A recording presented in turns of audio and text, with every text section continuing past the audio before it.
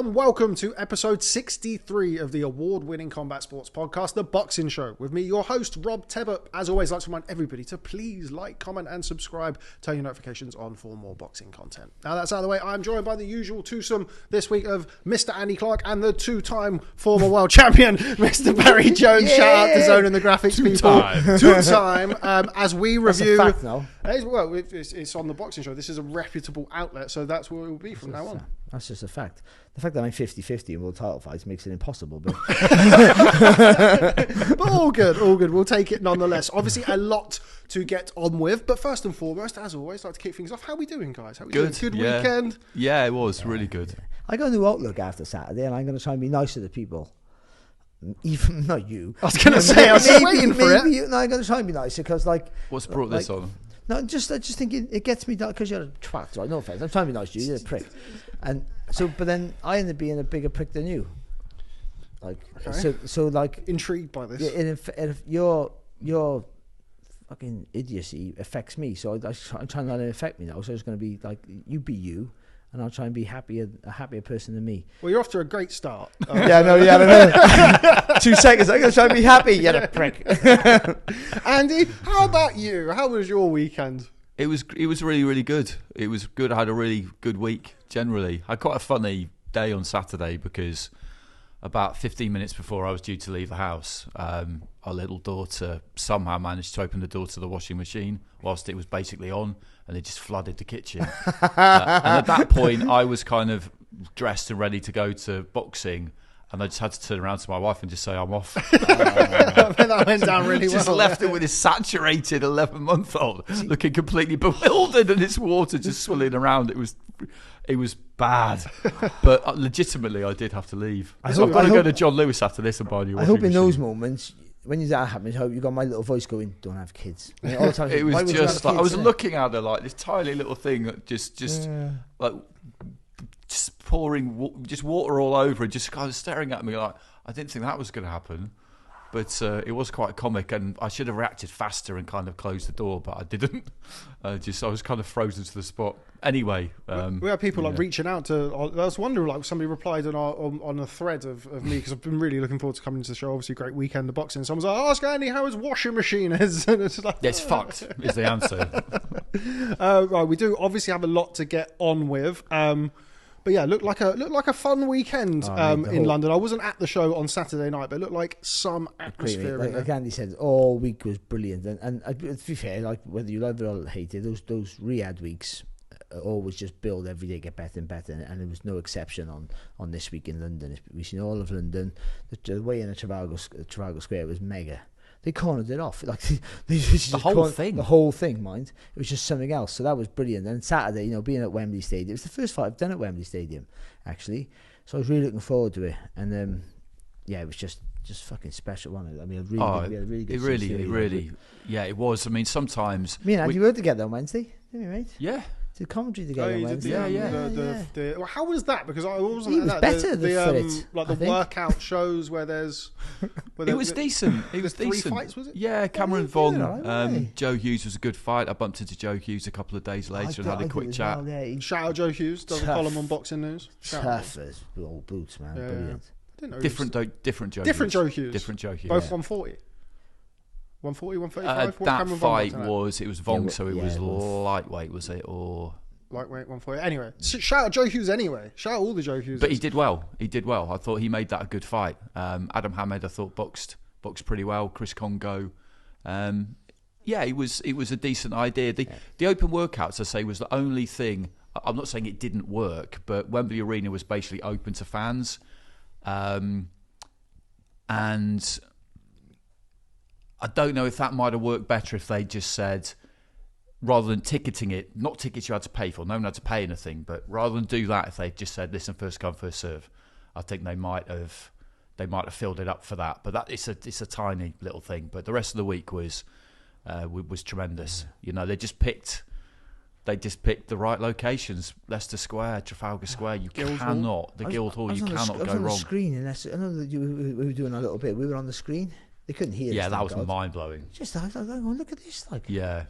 sometimes we were saying Oh, this look how ugly I before. am. I didn't realise. We were saying this before. We started downstairs, and sometimes when you know something's got a big budget, things will look good, but you can't quite work out why it's cost that much or where the money's gone. But with this, you could see where it had gone, and wow, it worked. You know, on the night, it was spectacular. Like, those overhead shots of the fireworks coming out what was the that top of the like? stadium were amazing. Liam Gallagher was great. Not everybody's going to like a particular type of music, but he just banged out a few classics. He was on for like 15 minutes at exactly the right time. Hamza Sheeraz and Tyler Denny going short after everything else had gone long. Didn't we need that?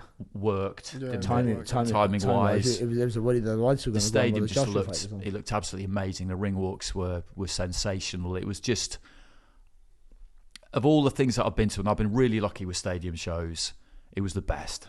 It was the best. And apparently, I think I get this right, hopefully, the Zone were telling us in the production meeting, we did it on a Friday rather than a Saturday morning, that was the first, for them, every camera was 4K, and I think that's the first time ever for a sporting event, apparently. I did not expect you to say that, Barry. I still don't really know what it means. I was going to say. but yeah, apparently so. Yeah, I hope I got that right. So, which is quite, again, which is another landmark thing, because that might be the way forward for everyone now. So it's a better clarity of picture. I hope. Though people will be going, I couldn't even get on it. But yeah. And with that, remember to sign up to DAZN.com/Barry Jones for 10% off your monthly. And also, Yeah. we kind of referenced Hashtag 2 times.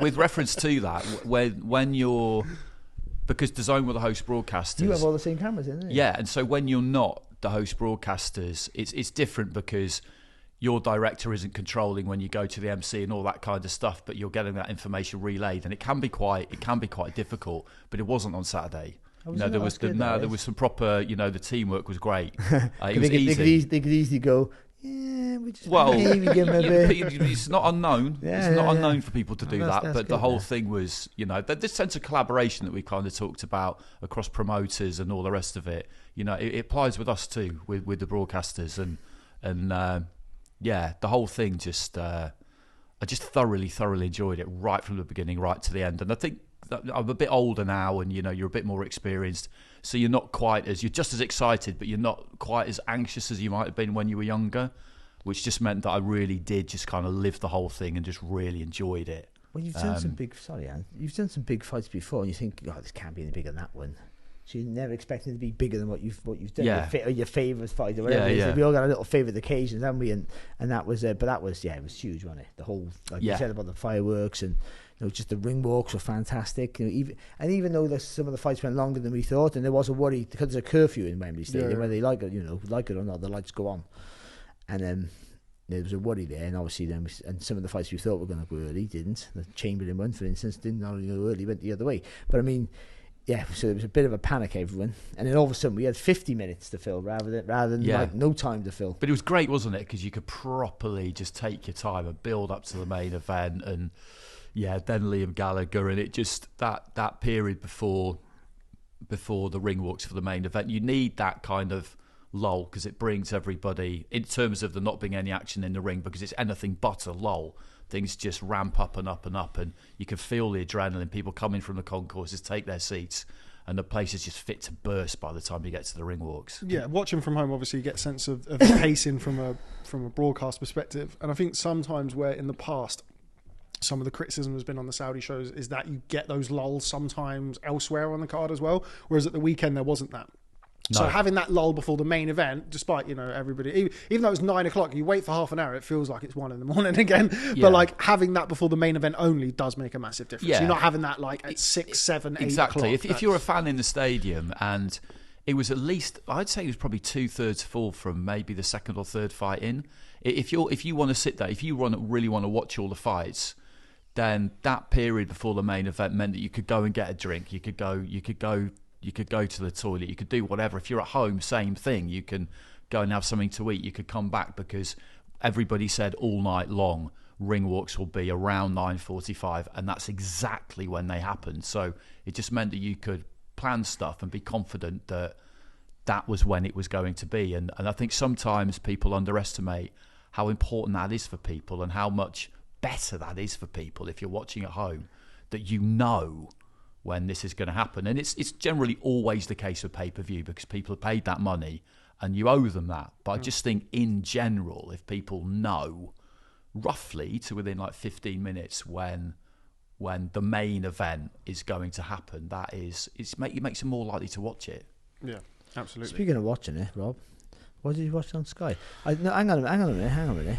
So like, I don't mind if I'm not working. I pick Andy over everyone, but I understand that. But like, that shows a bias towards him over me because like, you don't watch the Zone, fair enough. You don't have to. You watch what you fucking want to watch. But you watch it. But to be impartial, you might be friendly with him. You text you every week or whatever. I don't give a shit. But like, should have watched TNT, shouldn't you? Really? That's neutral ground. I could have been neutral actually and watched TNT. Yeah, Do you know what? Usually I do. No, I do buy the Zone. I changed my mind now. But I watched on Sky. But my Sky Glass, I don't know if anybody else on Sky Glass was having this issue. My Sky Glass wasn't working, Andy Clarke. I want a fucking refund. What are you going to do for me? They can't cope with the 4K. They can't cope with the 4K technology, can they? That's the difference. Still don't know what it But anyway, right, we don't have time to talk about that. We do have a lot to get through. And there is really, of course, only one place to start, as we all kind of know. Build up to the fight was massive. Andy, we love it, don't we? These big domestic bouts where, you know, a lot of people are kind of edging one way in the week, and then all of a sudden on fight night, you get something that you're not necessarily expecting. And we got that this weekend. A massive upset victory, and what a performance from Josh Padley. Yeah, it was a great performance from Joshua. We're not going to start there. We're going to start with Joshua versus Dubois. We're going to start with Joshua versus Dubois. I was preparing that on the way in. It didn't really come off, but it's okay. Joshua versus Dubois. There is, of course, only one place to start, and it is there. Daniel Dubois with a 5th-round knockout win over Anthony Joshua in one of the most impressive performances, certainly at heavyweight, of recent time. What a win for Dynamite Dan. It was a massive, massive win. A massive win. And looking at him during the course of the week, I always felt that if he could get to the first bell mentally intact and where he needed to be, then he had a really good chance. Then it was almost anybody's because he was coming into the fight in good form with his confidence high.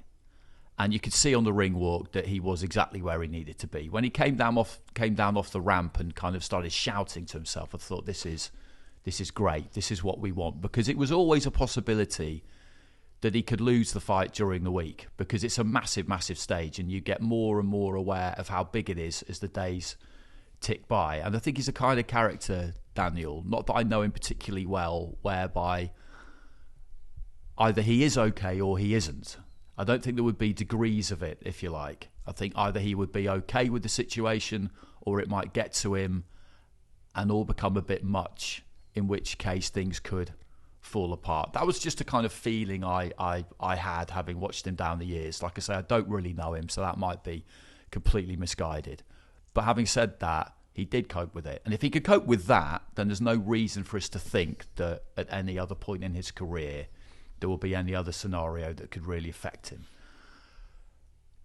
And between announcements as well, he had to wait quite a long time. And I was watching him because in those minutes, you know, things can go wrong, or you can get a real read on where somebody is. And he just couldn't wait for Joshua to get into the ring. You know, he's watching his ring walk, almost just thinking, just get in here now, because you know we've got business. The fight itself,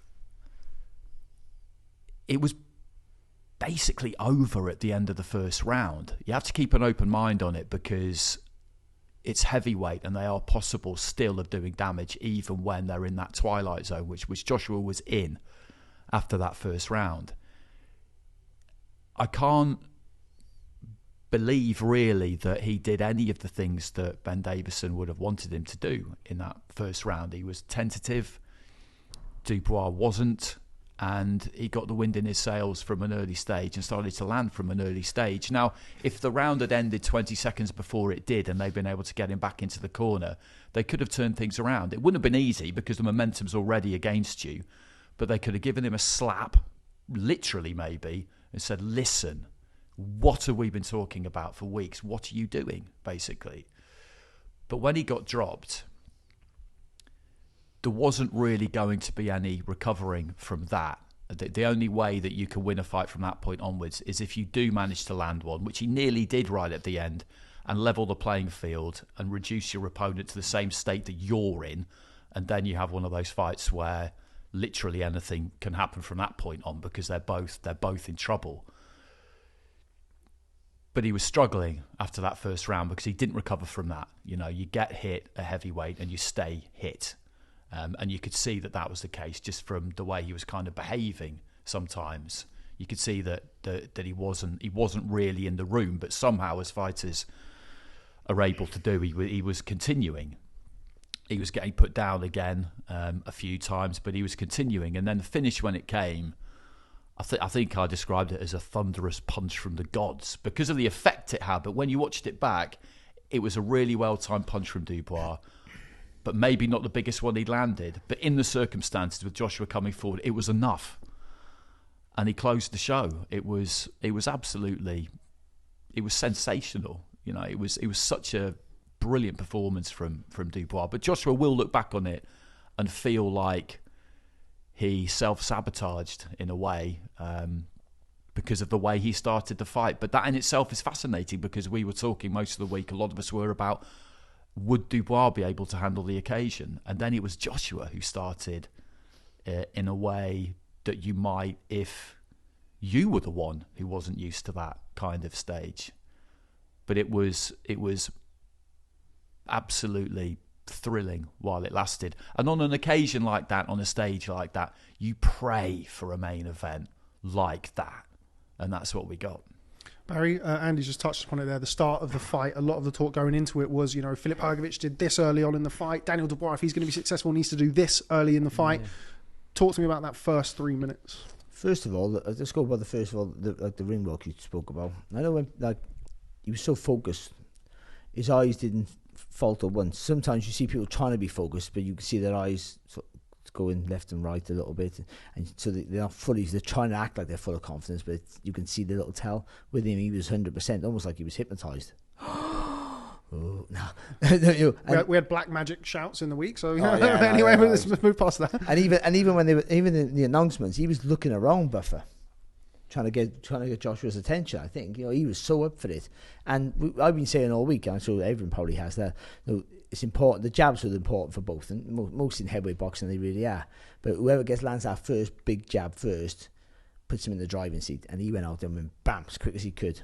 And Joshua was trying to be. I think Joshua, because he realised Dubois got decent hand speed, he wanted to be a little bit faster, and I just think he didn't really. With trying to do that, put you on the balls of your feet, doesn't really make you want to go forward. Not imposing. Yeah. It makes you a little bit want to be bouncy and stand back a bit. And I think that he needed that to make Dubois miss, but Dubois never fell for anything. Never fell for any feint, any movement. He didn't care.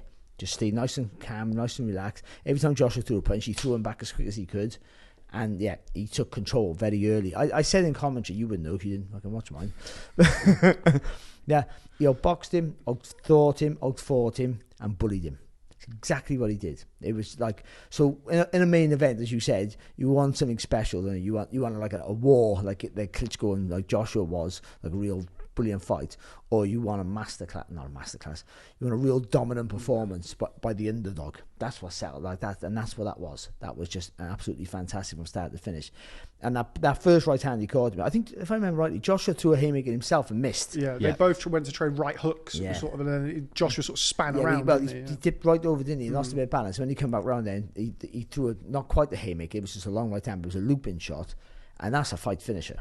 We've got to be fair to Joshua getting it from that first shot, because I thought it caught him flush and it was heavy, and he didn't see it. Could have come round here, round the arc, so he might not have seen it until he got about here, and he went bump. Caught him right at the end of the shot. Oh mate, and he was done. He should have, and he got up, and how he got up was amazing. But to be fair to him, but he had to get up, of course. Yeah, and it was the end of the round. If it hadn't been the end of the round, if there'd been 30 seconds left, I think it would have been fight over, because Dubois would have stepped on him, and I don't think there would have been much coming back, because he wasn't in a position, I don't think, really to be able to do anything, and the referee probably would have had to have stepped in. But the way he kept going was I've got nothing but respect for that, because you're operating on instinct. There's not really any punch resistance there, and he somehow managed to keep going for another 3.5 rounds. At any point he was one punch away, and that one punch from Dubois showed it, and he really did go out trying to win the fight, and people talk about doing that. Talking about it and doing it are two different things, and that really is what he did. Going out on your shield, all that kind of stuff. I don't think Ben Davison would have let him go much longer. I doubt he would have let him out for another round. I wouldn't have thought. Or maybe for the start of the next one. It's a difficult one to weigh up that if you're in the corner, because at a lower weight, I think that's the kind of fight where you would maybe stop it a bit sooner. But at heavyweight, as he showed when he caught him with those two big right hands, you have still got a chance. I tell you what Dubois showed though, good recovery. Yeah. Good recovery, because again we go first of all, go back to that last shot, for instance. He got caught and he got wobbled, didn't he? Not dramatically, but you can see a little stutter step. He had to go, and he had to retreat quick, didn't he? And Joshua had to do the right thing. Joshua thought, this is my chance, and he went to jump on him, and it meant the shot selection wasn't very good. Right uppercut from the other side of the ring. And he was lifting his chin up all night for some reason. He lifting his chin up with his hands low, like fundamental mistakes. But when you've been hurt and you're not quite, you haven't got your full senses, you're going to make loads of mistakes. And plus that adrenaline as well. Yeah. I've got him now. Oh. And also, I think the whole thing was about him staying loose and fast. So it's hard to do it up here. It's easy to do it with your hands here, isn't it? Because your shoulder's more relaxed, you've got more movement. So all those things didn't really work for him. But still, Dubois recovered quick, sat on that back foot. And when Joshua threw that, he saw it. To be fair, Dubois saw it. He's nice and calm and cool, and he saw the shot. And then that right hand, there wasn't loads on it, I don't think. It's just lovely and short and to the target. And he's already, and by the way, you've already chipped away with him with all the other knockdowns and pot shots he's taken. Resistance levels are low. Yeah, massively low, yeah. Just want to go back to that first round, Barry. You mentioned there about the jab landing from Daniel Dubois. Joshua looked very tentative, certainly after that first jab landed. Yeah. But, I mean, a lot of it, again, we'll kind of come on to talk about this. A lot of the talk before the fight was, Joshua lands those right hands, Filip Hrgović lands, it's going to be this. It looked all a little bit obvious from Joshua that he was looking to tap with that lead hand and then counter over the top of the right hand. Did you see that? Or was it just a case of Dubois' power sort of knocked that out of it? I think a little bit of both, but I think their tactics was to, because I thought that I understand why, because I think you touch, I hate the word touch, and I don't like the word, especially in heavyweight, if you're touching with the jab, you're wasting a great weapon. For any weight, certainly heavyweight, I think. But I understand. I always said if you can jab, but I thought he'd hit him with a shot. And I've been saying this in the week. He jab, make Dubois, use your feet to get out of distance. Dubois will throw. Because Dubois likes, if you hit him, Dubois wants to fire back. You've shown that throughout his career. He'll fire back. But if you're stepped out, he'll lean over the front foot because his jab's heavy. He'll overextend with it. And then you've got him for the right hand. So I think they wanted a touch, stand, bang. Touch, step, and bang. But the touch was no good. He just Dubois just went, as it was coming back. Dubois was coming with you. So every time you touched Dubois, he showed better speed than maybe they were aware of, and just stepped with him. So it didn't work. But then if you've been trained like that for 6 weeks or whatever, that's why game plans are not really great. I almost say that don't have a fucking game plan. Just train to the best of your ability, hone your strengths, work on your weaknesses, and try and adapt in a fight. I mean, little pointers, but game plans. I think the boxing is too fluid to have a game plan. It is, and maybe they didn't. By the way, you're surmising what will happen. But I do think, not touching with the jab wasn't the thing. But I do think Dubois. Well, we got to give Dubois credit. Yeah, of course. No, only just that was it. He just came out and went bang. And in that division, usually like a street fight with big guys, whoever lands with the first punch usually wins the fucking fight. Good first significant punch. Yeah, wins exactly. The fight. First significant punch. Yeah. Unless you're made of steel, and Joshua's not made of steel. He showed toughness, but he's never had the greatest of chins. He hasn't got a weak chin. He hasn't had the greatest of chins. Dubois got a very, very good chin, as so far we've seen, I think.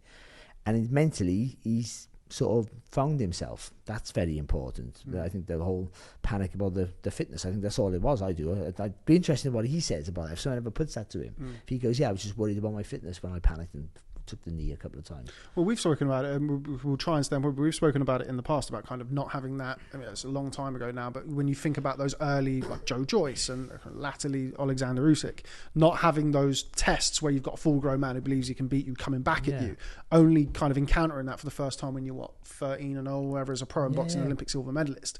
Like that's something that we spoke about in the preview over the last 12 months. How kind of from the Usyk fight onwards, he's developed a lot more mentally, and you can see even in the week. I mean, we spoke about it before we came on. A couple of like really funny one-liners that he had in the week, and it's sort of like he seems a lot more comfortable about it now, which obviously helps him get his shots off and believe in himself. It's a massive thing, because we're happy to talk about how athletes or fighters will develop their man strength, adult physical strength, at different times. Like some are early developers, some are late developers, but that's equally true mentally. Some people will find themselves mentally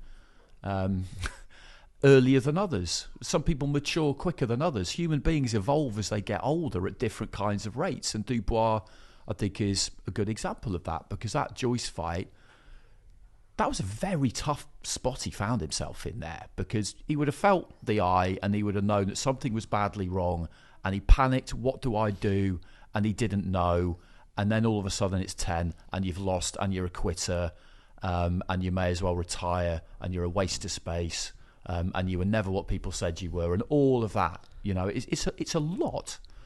The idea that people can't improve at things with experience, I've always found really bizarre. Although I do accept the theory, if you like, that once you've done something once, it makes it more likely that you might do it again. I do accept that. That's true. I do accept that.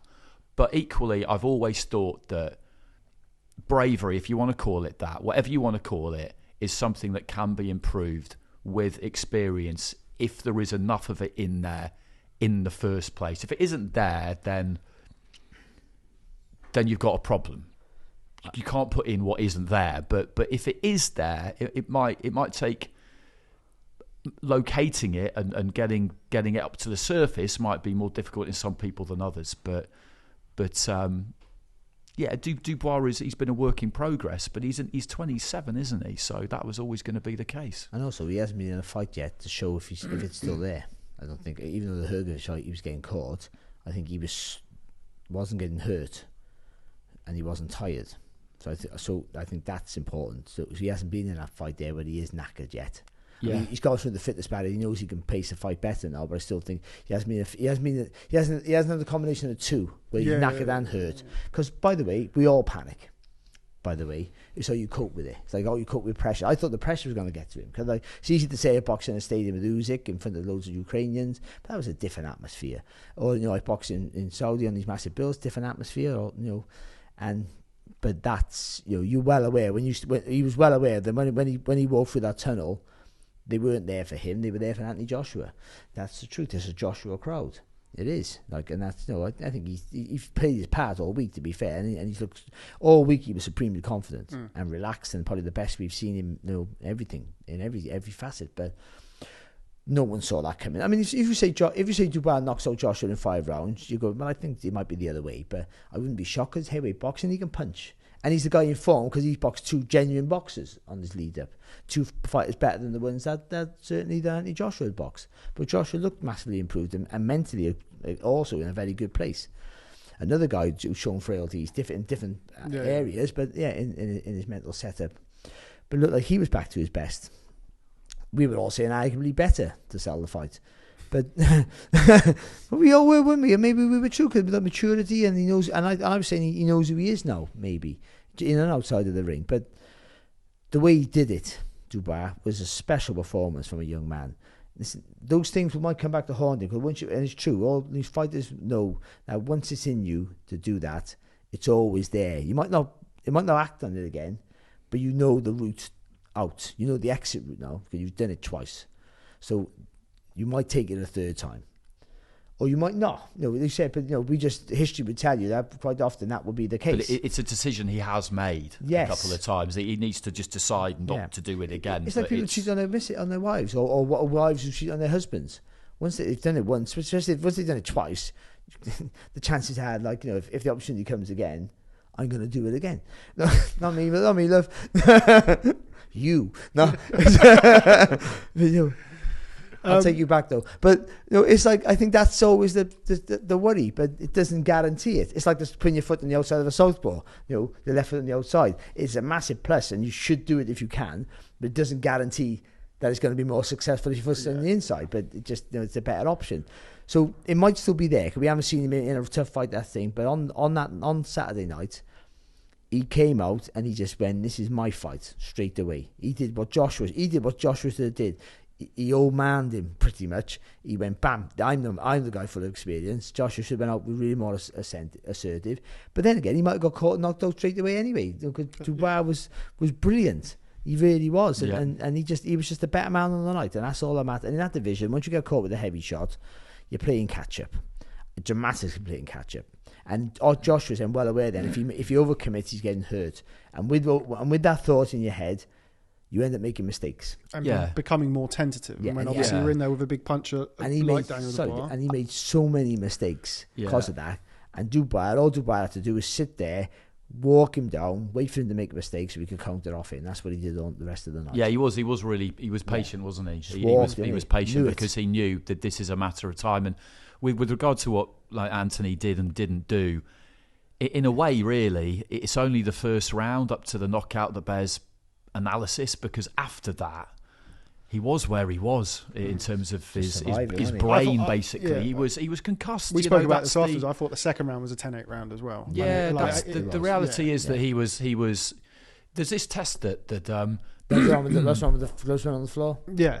There's this test that they do as part of the concussion test, I think, but it may or may not be part of protocol in rugby or football. I don't know what they do, but I know that one test that doctors can do is the Romberg test, where basically, if you suspect somebody's... The Ron Burgundy test? Yeah, the Anchorman test.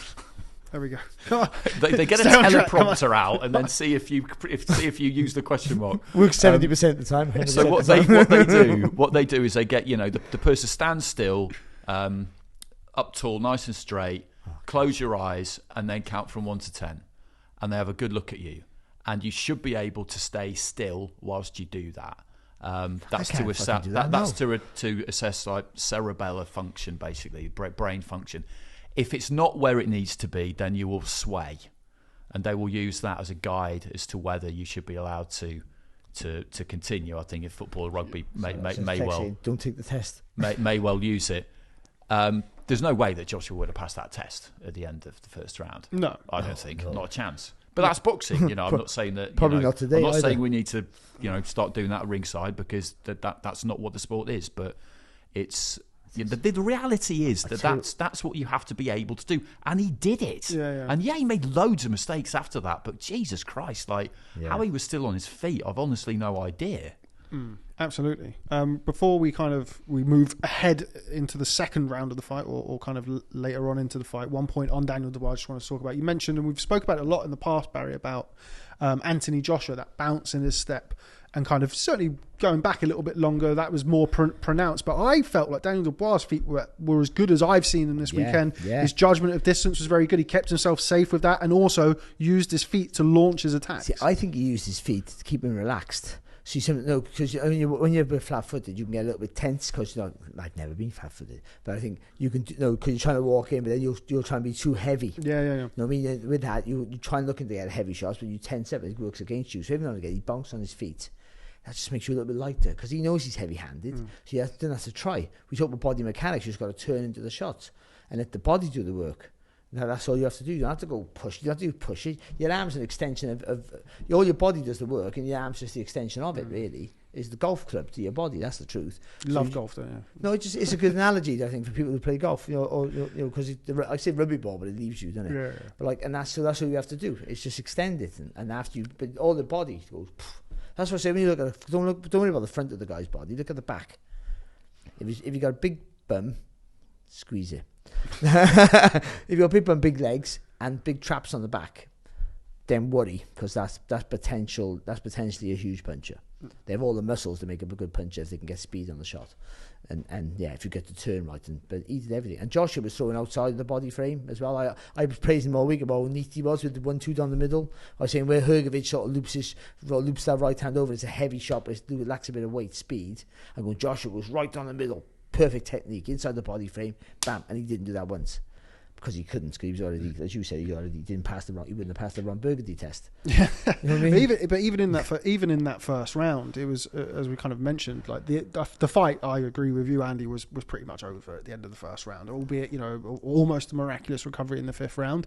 But up until that point, he was tentative. Do you think that's the punching power of Daniel Dubois? Obviously, we heard a lot about that sparring and the fact that a long time ago, once upon a time, he got knocked out in the gym. But he didn't take the centre of the ring from the offset, did he? And that's what I mean. Does that is that in his head? Is that mental? See, we talk about the crowd and the issue. He might be. I'm not saying he is, right? So please don't quote me on this.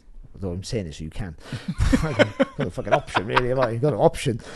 This bit's off the record. I'm going to whisper just between us, lot. Yeah. He might just be boxing because he doesn't know what to do. Do you know what I mean? He might not. He might want to box, but actually he doesn't really want to box and doesn't know it. Does that make any sense? You think you want to box. You think you want to do it because that's all you've ever done. You want to be a boxer. You want to get back. You want to be a world champion. And money's irrelevant to him because he's a billionaire. But you don't really want to do it. You don't know that yet. I was that point. I tried to make a comeback. Talk about me, because me and Joshua, our careers are so similar. But I was trying to make a comeback. I was going to get a boxing board, and Robert Smith phoned me up. And I was going to apply for my license again because I was sparring, I was training, I looked really good. I felt better than ever. And he said, "Are you sure?" And I slept on that. And I then, actually, what am I doing it for? I don't really want to fucking box. I love it. I love boxing. It's all I fucking know. We've done this before, all the sad stories, and just because he's a millionaire and famous and and all the rest of it, and he's had a great career, doesn't mean he doesn't feel the same way about it. The sadness of not wanting to leave it. We spoke about this on a number of occasions in the past when you've got great fighters who have been great fighters for such a long period of time. How do you go? So we spoke about it with Canelo recently. How do you work out what way you go? And if you're Anthony Joshua, you compete at pretty much the top level for your whole amateur and pro career. You don't ever think, I'm going to leave it by getting knocked down. What Barry just said there, that's actually a pretty good definition of addiction. I think to continue to do something that either subconsciously or consciously you don't really want to do anymore. That's really what addiction is.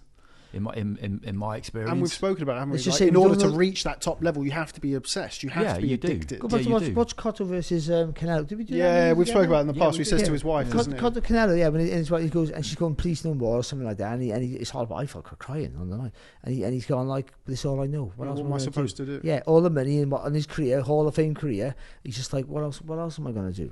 I'm not stop getting fucking punched in the head."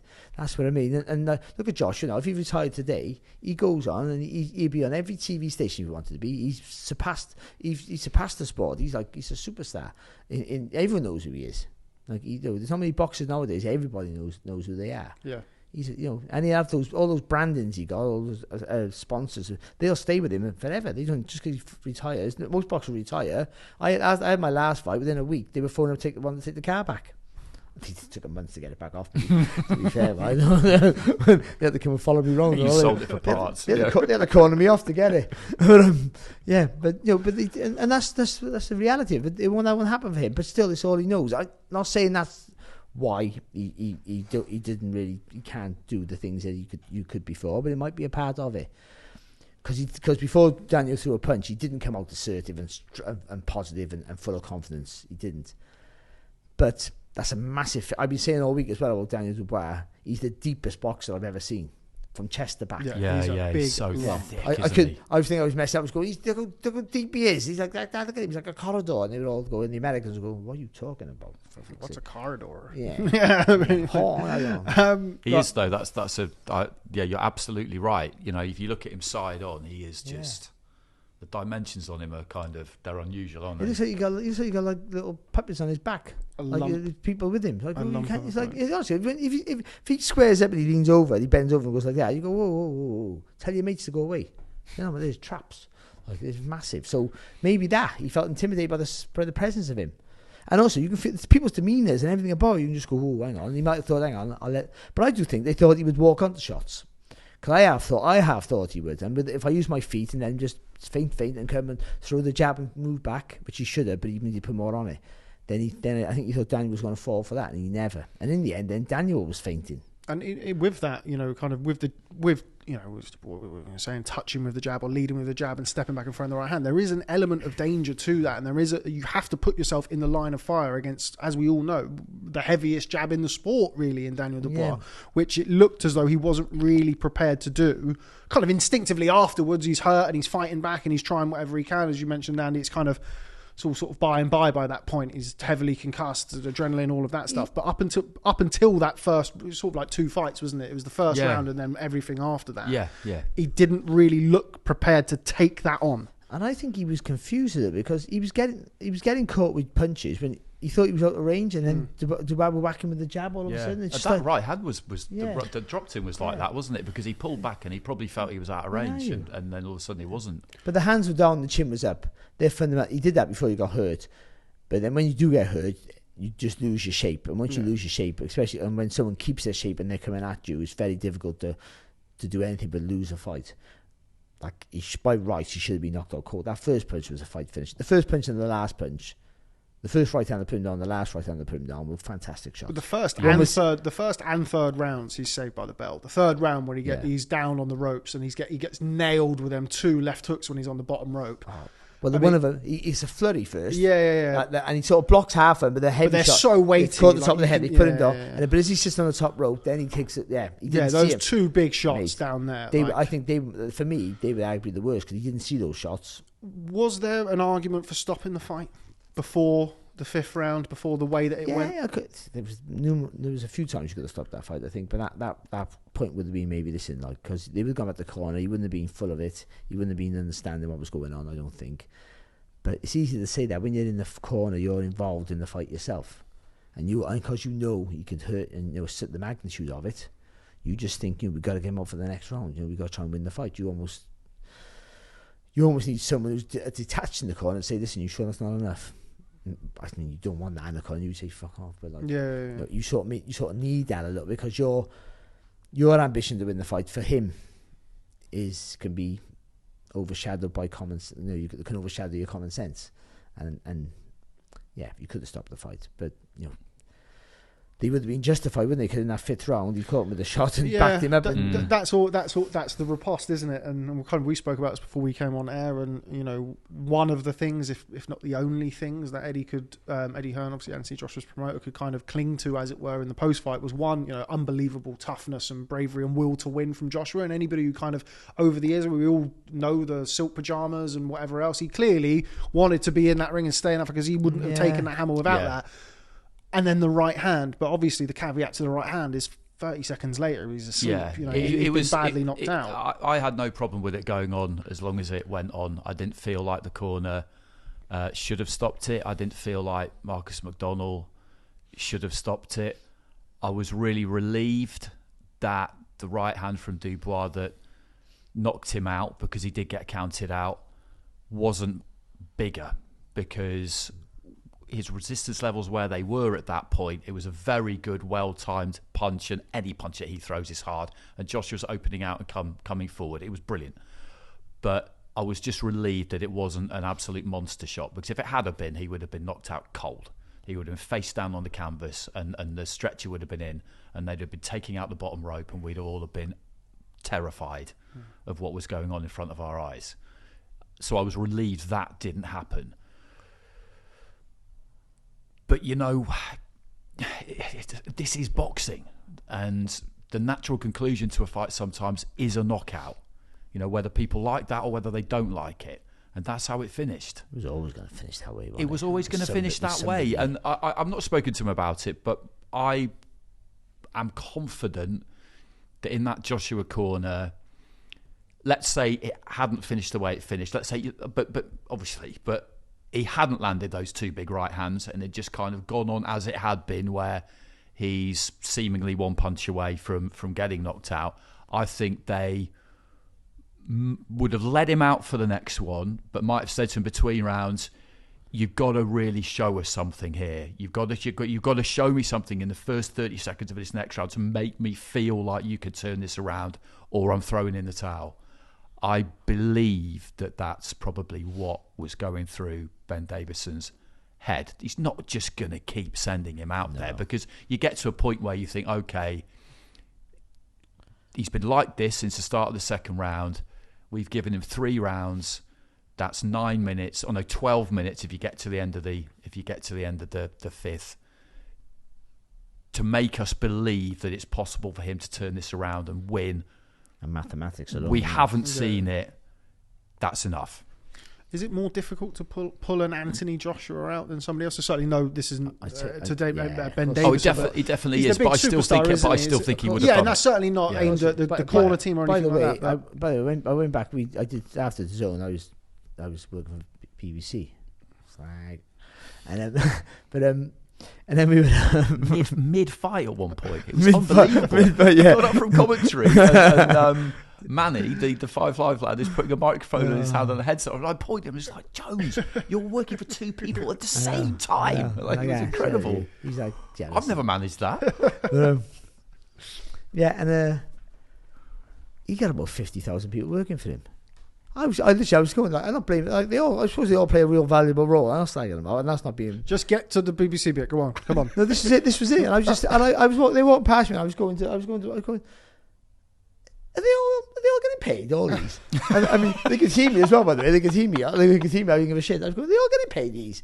This is madness. So they're all walking past. He's in the change room. We're outside waiting for him. He was. By the way, I don't know Andy Joshua, right? I think he's been a lovely bloke. Like he's been this week, he's been a really nice bloke. And even after the fight, he was like very sort of like humble with it. Like I don't mean like, oh, I'm humble. Well, then you can't. If you're humble, you say you're humble. You're not humble. But like he was really just like, I am mate, right? And like say and took it quite well. But there's just millions of them, and I go like, they can't they're not gonna let him retire, are they? They're all of a job, aren't they? But I think for the corner though, seriously though, for the corner, you've too many people working for you, Anthony. For the corner. It is Barry in there. But like, I can't see how it's very difficult. And forget who it is and the money involved and all that shit. It's the magnitude of the fight. I think you're involved in it, and your ambition as your own profession as well. So it is more difficult. Yeah. But again, no, it gets past 6 rounds. If he gets knocked down twice more, for instance, the referee's going. Somebody would have. Yeah, the referee. You're thinking mathematically now. I feel like Marcus was very close a couple of times. Yeah, I think he was. Yeah, I think he was. It's a real interesting case study. But Dubois, sorry, go on, please. No, it is a really interesting case study of that particular aspect. Where you want to give your guy the best possible chance to win, and it's a massive fight, and that matters. And for the referee's point of view, that also matters. That was what was really interesting about talking to refs about this last year, was that you'd kind of think they would say, no, it doesn't matter about the scale of the fight. I'd treat a 4-round prelim the same as, and they'd say, no, it does matter. They would say it does matter because these are people's careers. Yeah. And I would never let it go on to the point where I felt their health was being unnecessarily or pointlessly endangered. Good words, but I will let it go on a bit longer than the 4-round prelim because this is the heavyweight championship of the world, and if you win this fight, your life might change forever. So they're happy to admit that they do take all these things into account. And if you think about all the things they have to think about in these split seconds, it's a lot. Yeah. And that's why you just always need a really experienced ref. What you just said there, it's heavyweight championship of the world, your life might change forever. Daniel Dubois' life has changed forever. Yeah, 100%. Because he showed, absolutely it has. He beat the good guy in Hrgovic, which arguably is not arguably. If that would have been for the full the IBF title, would have been a better win than Joshua's against Charles Martin. Yeah, for sure. But it's because Vuzic give the belt away. People criticise it, and rightly so. But it's not his fault. That's boxing's fault. But the winning. You feel like a champion now. He beat Joshua. So you beat a world-class fighter to win a world title at home in front of 96,000 people as the B-side. He's the champion. He had to walk first, be announced first. It's ludicrous, all that shit. I mean, Joshua's the star. We all know that. But let's keep some pretty structure to boxing. A bit of decorum. Yeah. Observe the at least, we got to roll with the times, but still, it doesn't detract from the whole event if Joshua goes first. Yeah, I didn't realise until like 2 or 3 days out that was going to happen. I was aware that everybody was calling it AJ versus Dubois, but I thought that was just because if he's in a fight, people just get used to saying his name first. I didn't realise that actually that was the billing. It was going to be that way around. In a minute, they're going to be taking there's going to be a world champion in a minute going in the ring in between the breaks in the advert. You're not even going to see him in it. They do with undercard fights. Yeah, it just appears. Yeah. But just talk about Daniel Dubois. What did he like? That was just a brilliant performance. And I say it all the time. That on your biggest fight, you want your best performance, and that was it. He showed everything you want from he's a world-class heavyweight, and we wouldn't have said that a few years ago.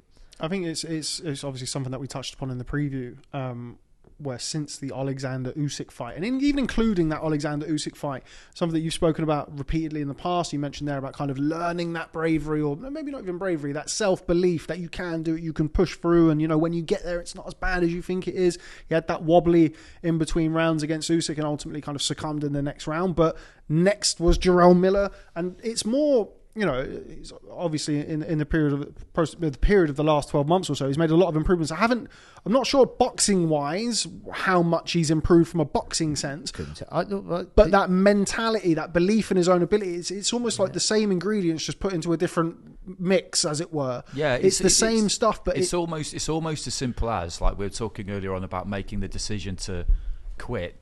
It's almost like you kind of, this light bulb goes on and you realise, actually, I could make a different decision, though. I could decide not to. And then against Miller, I thought he might go under at one point, and he didn't.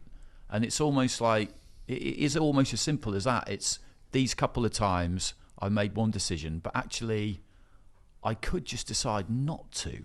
And then you'd show yourself that that's possible. You've got that fork in the road, and you don't have to go that way. You can go this way. But you can see it in him, can't you? Like getting over, like against Usyk, wrongly, I believe. He felt like he was wronged in that fight. He felt like he should have been the heavyweight champion of the world. We've discussed that umpteen times in the past. But he would have gone into the Miller fight, feeling like an uncrowned champion, that he was this, he was that. And then, mentioned there, after 3 or 4 rounds, it looked like it could go south against Jarrell Miller, because that's the type of fight that we were expecting, wasn't it? He was at the fork in the road. But then, even when he turned up to, remember, before the Hrgovic fight, he's... let's knock this out, as we always shout at YouTube community guidelines. That's not stuff that you've seen from him in the past. And he looks, but you mentioned about him like being so big and broad and whatever else. It's almost like he's stayed the same size. He's put a bit of weight on in the last 12 months. Stayed the same size, but he feels bigger. Do you know what I mean? Talk. Yeah, I know. Yeah, I'd be the bigger man against that. So anyway, but he feels bigger. He feels like he has more of a presence. Like in the past, you've seen. You mentioned in the ring on the night, he's staring at Joshua. He's not taking his eyes off him. He's there. He's not looking out the ring. He's not looking for his dad. He's not looking for Frank Warren. He's or moving anything around like to try and get his focus. I'm gonna and people are saying, look, it's a very, very easy thing for people to do, and people kind of had a good laugh during the week about the fact that Daniel, it's not Conor McGregor when you put a microphone in front of him, far from it, but he's also he's not walking to the ring empty-headed, I don't think. I think he's walking to the ring. That one thing is that I'm going to smash this guy. I'm going to beat this guy. I'm going to do... And that's all he really needs, that belief in himself. And over the last 3 or 4 fights, kind of, the raw ingredients are maybe slightly more refined just through that process of having those opponents, those top-level opponents. But really, it's that mentality and really that kind of approach to his boxing that's so different. The ability to keep things simple in elite level sport, that is gold. That is the, that's what everybody is trying to achieve, because athletes generally, they're intelligent people, but overthinking can be just fatal. It's something that we've said about absolutely fatal. And if you can keep it simple and keep it kind of one track, that's what everybody is trying to achieve. Particularly when you get to ring walk time, fighters will admit to having all sorts of thoughts maybe during camp, and they can be helpful for fear of failure and all the rest of it. It drives you and makes you train hard. But then when you get to flick that switch, when you get to fight week, when the physical side is over and then it really is the mental side, you can't have any doubts at that point. Everything has to be exactly where it needs to be. There's no room for any of that. So if you manage to get to the ring walk and you are one track, resolute, this is what I'm going to do, this is what is going to happen, that's exactly what you want, isn't it? See, I think you're right, but I think it almost has to be, though, supreme confidence with that insecurity right on the backside of it. Yeah. Because if you go in just 100%, I can't lose this fight, you can't touch me, I'm going to batter him, and something goes wrong, you don't know where you at. So with that just a little bit of fear there, just brilliant. Yeah. It sharpens you up. It keeps you that But edge. not like, doubt. But yeah. not doubt. Yeah, It's yeah. gotta Oh, no, be- yeah. It's a real fine line, isn't mate, it is a fight. It's And again, incredibly fine all line. that coping with pressure thing, and people can do it at certain levels, and some people can't. Some people can't do it. Then you learn. Some of the things you can learn. Some things are natural for others, and I think the ones who have it naturally cope with that, added with the ability. Just say we all got the same ability, for argument's sake. People, and we all say we cope with the pressure is the biggest thing, but it's that sort of managing your expectations and your fears and your confidence, getting it all right. It all got to live together. Yeah, but you've got to compartmentalise them, whereby they don't run into each other. Because a couple of those, They can't collide, or the whole thing comes tumbling down. But you're right, you do your emotions are pretty much a little bit of fear, but constantly. it can't spill into doubt. So you need a bit of that in a certain situation, but not in others.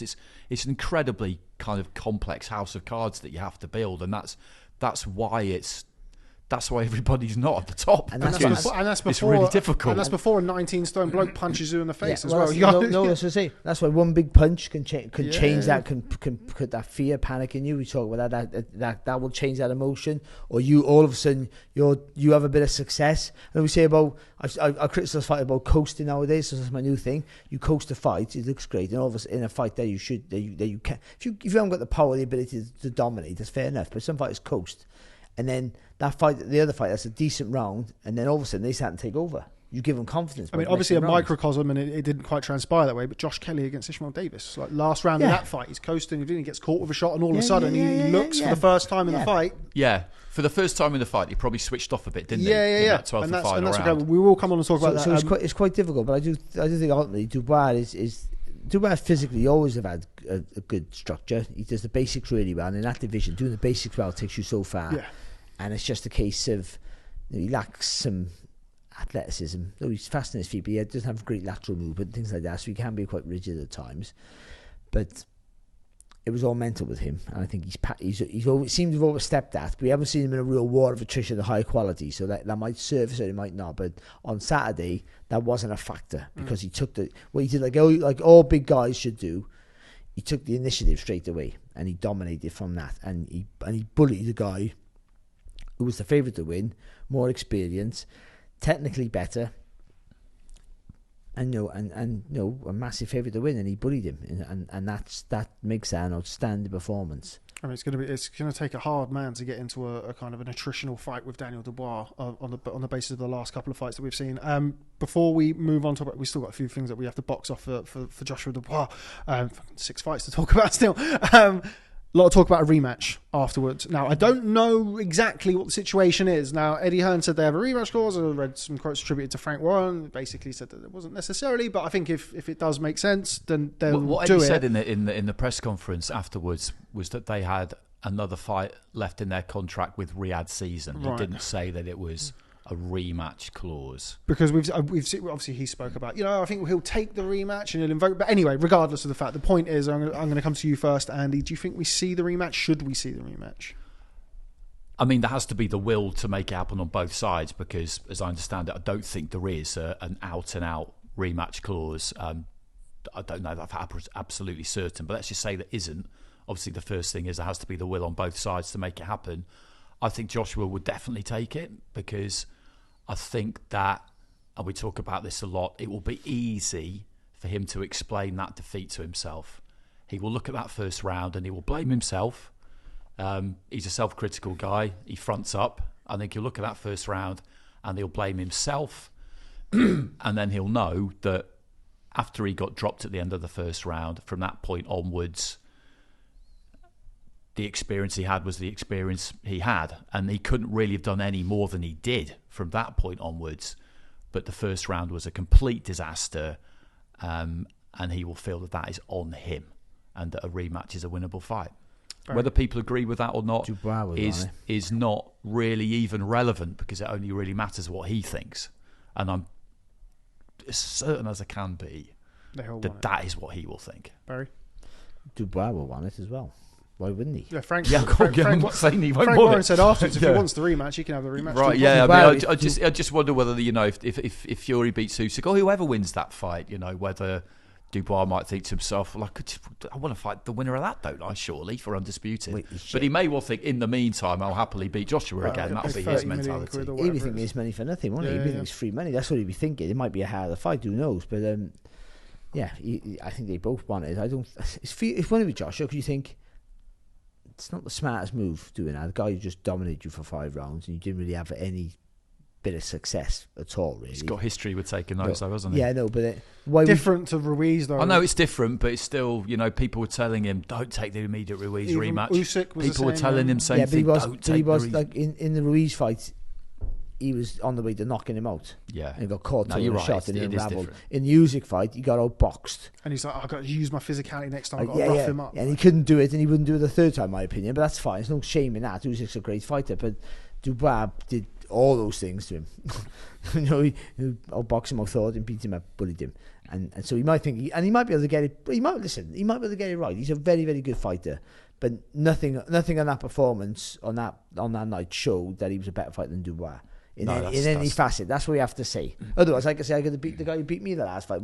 All fighters could say that, but sometimes you got to know you know what you know, and so what we know as watching as spectators is that it might be a one-sided fight again. I give Joshua still a little bit of a chance, but I'd have to make Dubois a favourite, and we'd all change our fucking minds.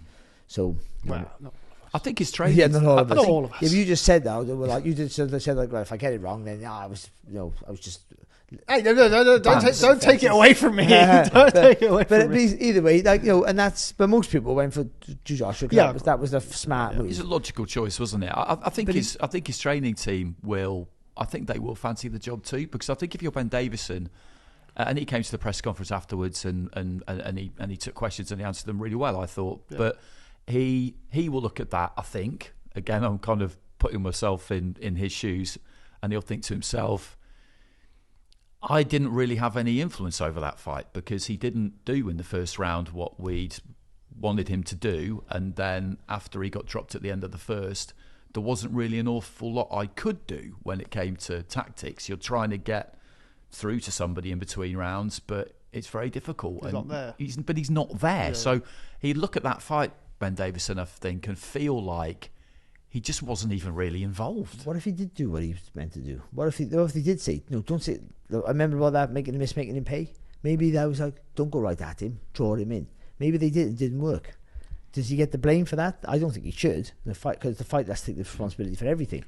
But no, maybe he did do what he was meant to do and it didn't work. I don't. We'll find out now. Yeah, if that was the case, from his demeanour in the press conference, Davison, I don't think that's the case. Yeah, he kind of sort of touched on it a little bit. He's not going to throw his fighter under the bus, but you could tell. And he absolutely didn't go necessarily. But in that division, like in any fight, once you get caught with a big shot, plans change and the fighter can't think straight. Yeah, exactly. And that's what happened to him. Yeah.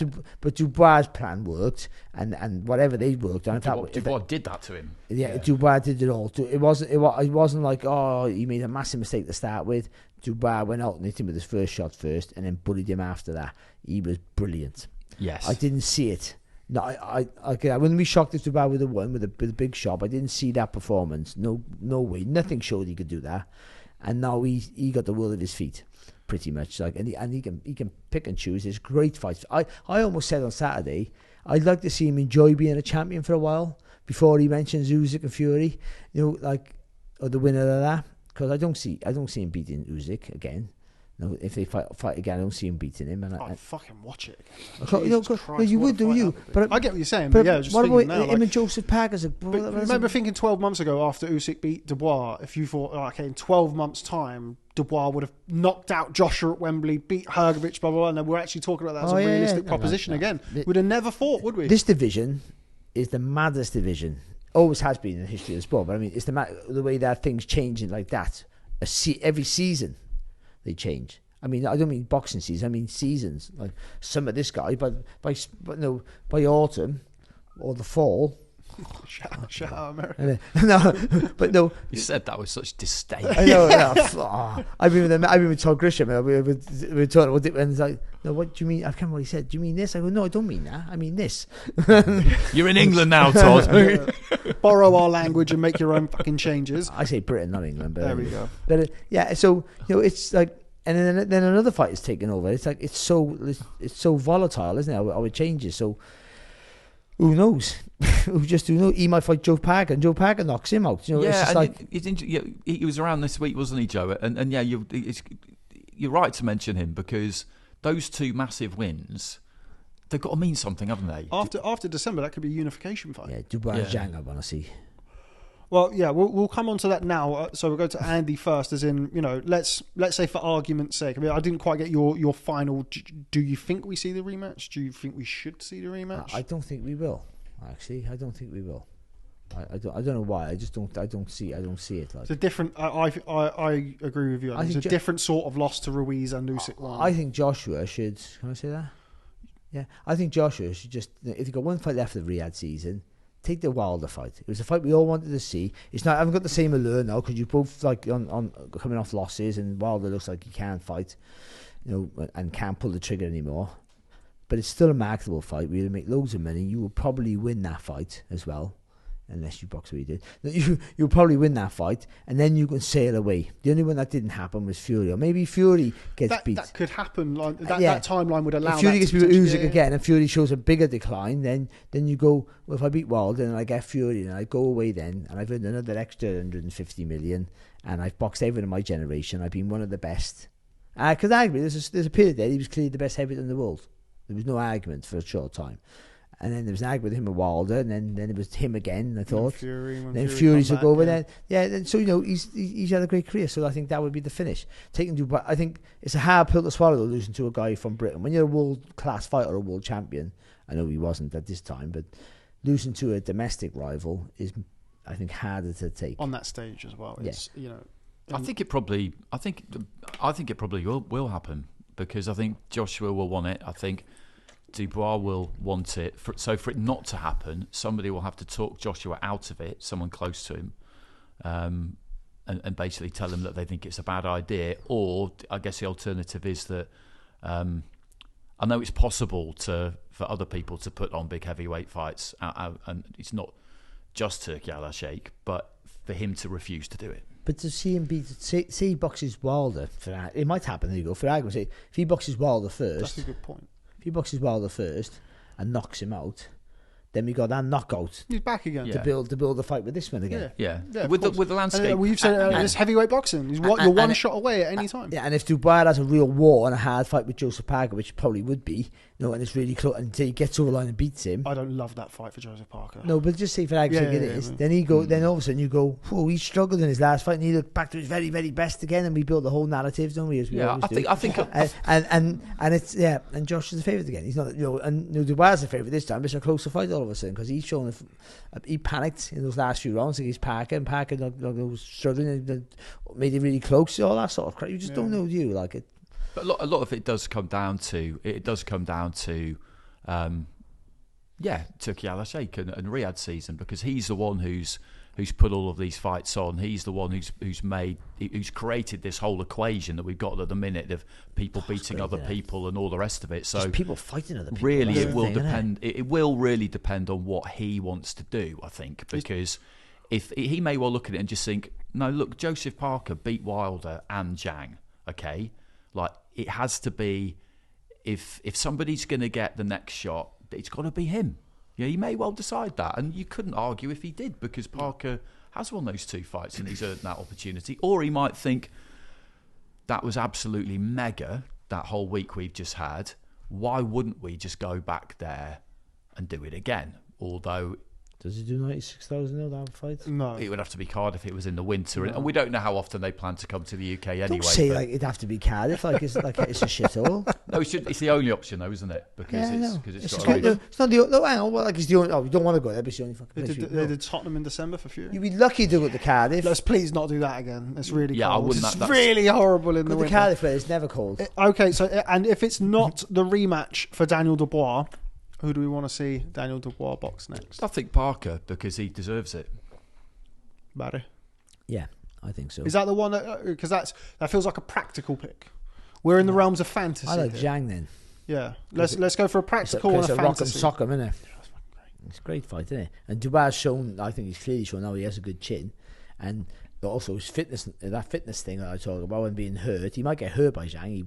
If he gets caught, he will get hurt by Zhang. But I mean, he's sure he can take a good shot. But Zhang fights at a fantastic pace. 2 biggest punches in the division, arguably. For 3 rounds, Well, not even then. But Zhang's got good timing. And just fast hands as well, just terribly slow feet, and he's only got a few rounds of gas. He's only got 4 punches a round. That's all he's got, unfortunately. So, but they're good 4 punches. So they're very, very good. Very, and also, very good. and he is a guy who can make you make a mistake. Yeah. Andy, put your practical hat down. No Joseph Parker. Which one do you want to see? Or is that the one you want to see? Eubank Jr. Eubank Jr. I do. Fuck it, Devon Haney. I mean, I do. I do want to see Parker get a chance. I think if the system is going to work, and it has so far, all these fights have been made that we wanted to see, and some results have gone ways that we didn't really expect, and they've kind of adapted. Wilder doesn't beat Parker, Joshua does beat Wallin, and then we end up with Joshua against Ngannou. They've adapted well as things have gone on. But I do think that if you put a bloke in 2 massive fights where both times he's the underdog, both times people think he's going to get chinned, and both times he wins, then I think he needs to be the next cab off the rank. I really do. So I do want to see, Parker. I'll say Parker. I agree with all of that stuff. But I like there's the trio, the mix of Dubois, Zhang, and Bakole.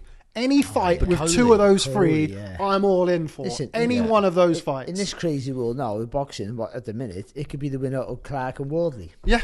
Isn't it? Yeah. Loses a talent. I'll just chuck him in now. You never know. You can't second guess now. It could be anyone. But yeah, I think better be again, like the heavyweight division, and it's really kind of not taken until now, because obviously this has been happening for a period of time now, about a year or whatever it's been.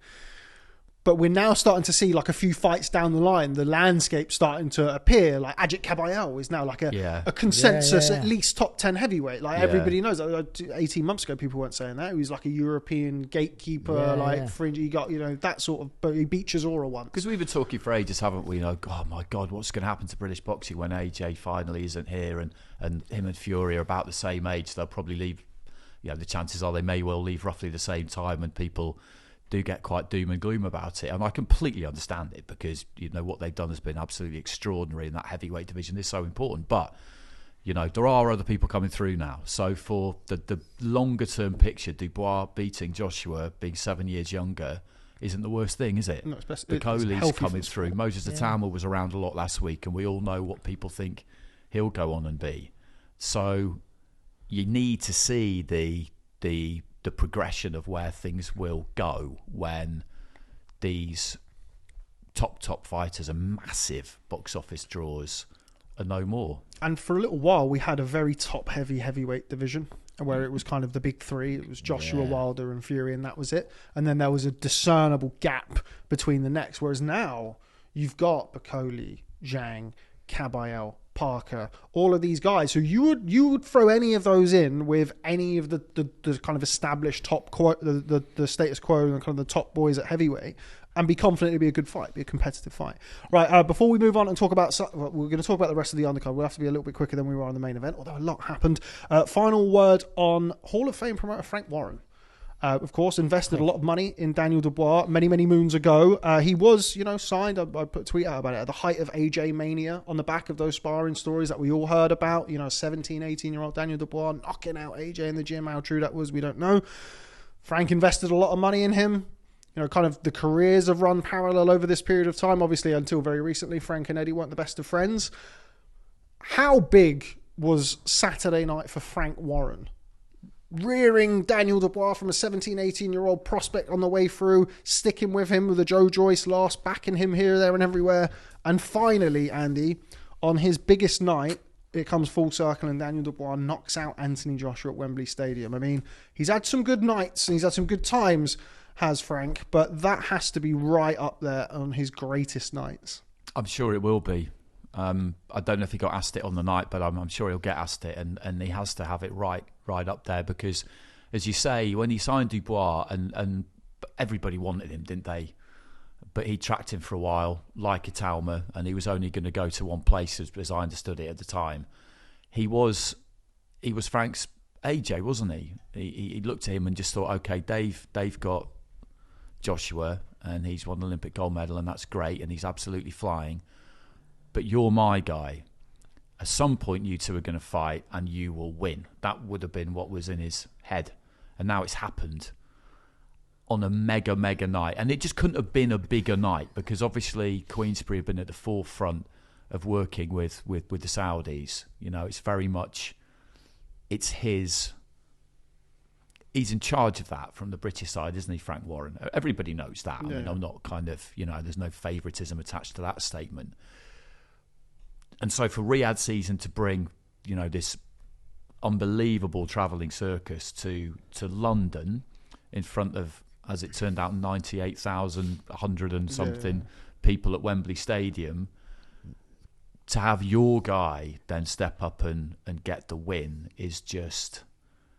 The stakes couldn't really have been higher. You think about the context of his career, and I do believe it would be right up there, but just in pure status and prestige terms, it's given where boxing is at the minute. I mean, he had the 10-0 in the summer at the 5 versus 5, and now Dubois won. I mean, there'll be statues of Frank Warren going up in some places, I'd have thought. I mean, it was a massive night for him. Warren's always had an eye for talent. Yeah. You know, or his team did, especially the old guard. Not some of the new guys now, especially the old guard. I think they still got it. You look at some of the amateurs they signed. But they've always had an eye for talent, but they signed Dubois because at the time, this is the truth. I think they were a box nation. They couldn't get any Olympian. They couldn't get near him. You remember that? That's kind of one of the reasons why I mentioned about that. You remember that time, that specific time of British boxing. You had Eddie with the Sky Machine behind him. Right, things were flying. He literally had a secret tunnel to Sheffield, didn't he? For the GB squad. And Frank really had to gamble and believe what you want with the sums of money, but gambled a lot of money on Daniel Dubois being his guy. Also, he was picking talent the old-fashioned way from winning the ABAs and all that because he couldn't get to the GB squad. So that's how he had to do it. He had to build his business that way. But also, the people who were around him, certainly at that time, knew how to nurture talent. And obviously, they've learned, and these new guys have learned, whoever the new guys are, there's still old guys there, have learned from them, and they have a system. So he takes the credit for that because Frank's the head guy, isn't he? So he's always had an eye for talent, and also Frank takes a risk with his fighters. And also, he takes a loss as well. That's what most pros won't do. He'll take a loss at the short term for the long game. So he'll pay Dubois more than he should and people like that. And he's done it with a lot of fighters, Billy Joe Saunders, were getting overpaid. But he knew at some point he's going to pay him back because he's a good fighter. And Joe Kazai was the best example for that. Yeah. I mentioned you, Joe, been a while. Because of that, he was losing money hand over fist for Joe. We were saying, listen, he's going to be the one. And he was in the end. And then he gained it back. And then some. So he knows how to do it. So, but it didn't look like, for time, it looked like Dubois wasn't going anywhere. So Warren takes loads of credit. And you're right, these Eddie Hermes hate this copacetic situation they got now because he's just getting battered, isn't he? Like, let's go back to the old ways. This is shit. Right, okay, we're going to move on and talk about the undercard. For what it's worth, my next, I would like to see Daniel Dubois versus either Martin Bakole or Zhilei Zhang. Wouldn't be against the Joseph Parker fight either. I see what you're saying. I think we might see Joseph Parker against Moses Atalma next year. I think they're going to try and get Moses Atalma to break that Mike Tyson record. Because I think once Parker, after December, he'll be elevated, and then I think there's murmurs about Atalma and Joe Joyce towards the end of the year, and after that, you pretty much you're ready and in line. For Joshua, I don't want to see him take the rematch. I think he took a lot of hammer in that fight from a guy who can really punch, and it's not like the Ruiz fight, which even still, Ruiz, he took stick in that fight, but Ruiz never really shown himself to be a puncher before or after that, not to that extent. No, that's Whereas true. everybody knows how hard Daniel hits, and like that, the left hook that he took, or that kind of like overhand left jab, wasn't it, in the third round that sent him. That was really hard to watch as somebody, we've all followed Joshua's whole career. Watches this, watch it or not. I don't really want to see him box again unless it's either Wilder or Fury, because it's the same generation. I don't want to see him in with a 27, 28, 29-year-old fresh heavyweight who can punch now. Good point. If it's Wilder, I think now is the only time you can do that fight, because Yeah, you definitely could do that. Their stocks have plummeted to a point whereby you can make that a loser gets out of town. We all watched Calmbrook, so before everybody says, "Oh, I don't want to watch it," you will watch it. And then, depending on what happens with Tyson Fury, if they can do, I think we'd all probably edge towards Usyk or lean towards Usyk, maybe strongly in the rematch in December against Fury. Fury loses that fight, I'm sure he'll have his own ideas and plans about that. Then, Joshua Fury becomes you could sort of do a 50-50 again, sort of like they're at the similar sort of level. It'd be hard to see that fight happening if Fury was to beat Usyk, because I'm not sure Fury... No, I don't see how you would justify it. Yeah, but if you're Joshua, you're going to have to take 10% of the pie, because why would you not? If you're Fury and you... But anyway, I'm not... I think if Joshua is to carry on, and by all intents and purposes, it sounds like he's very much going to, and that's obviously up to him as a fighter. No more of these big young guys who can really punch, I don't think. He's 35 next month.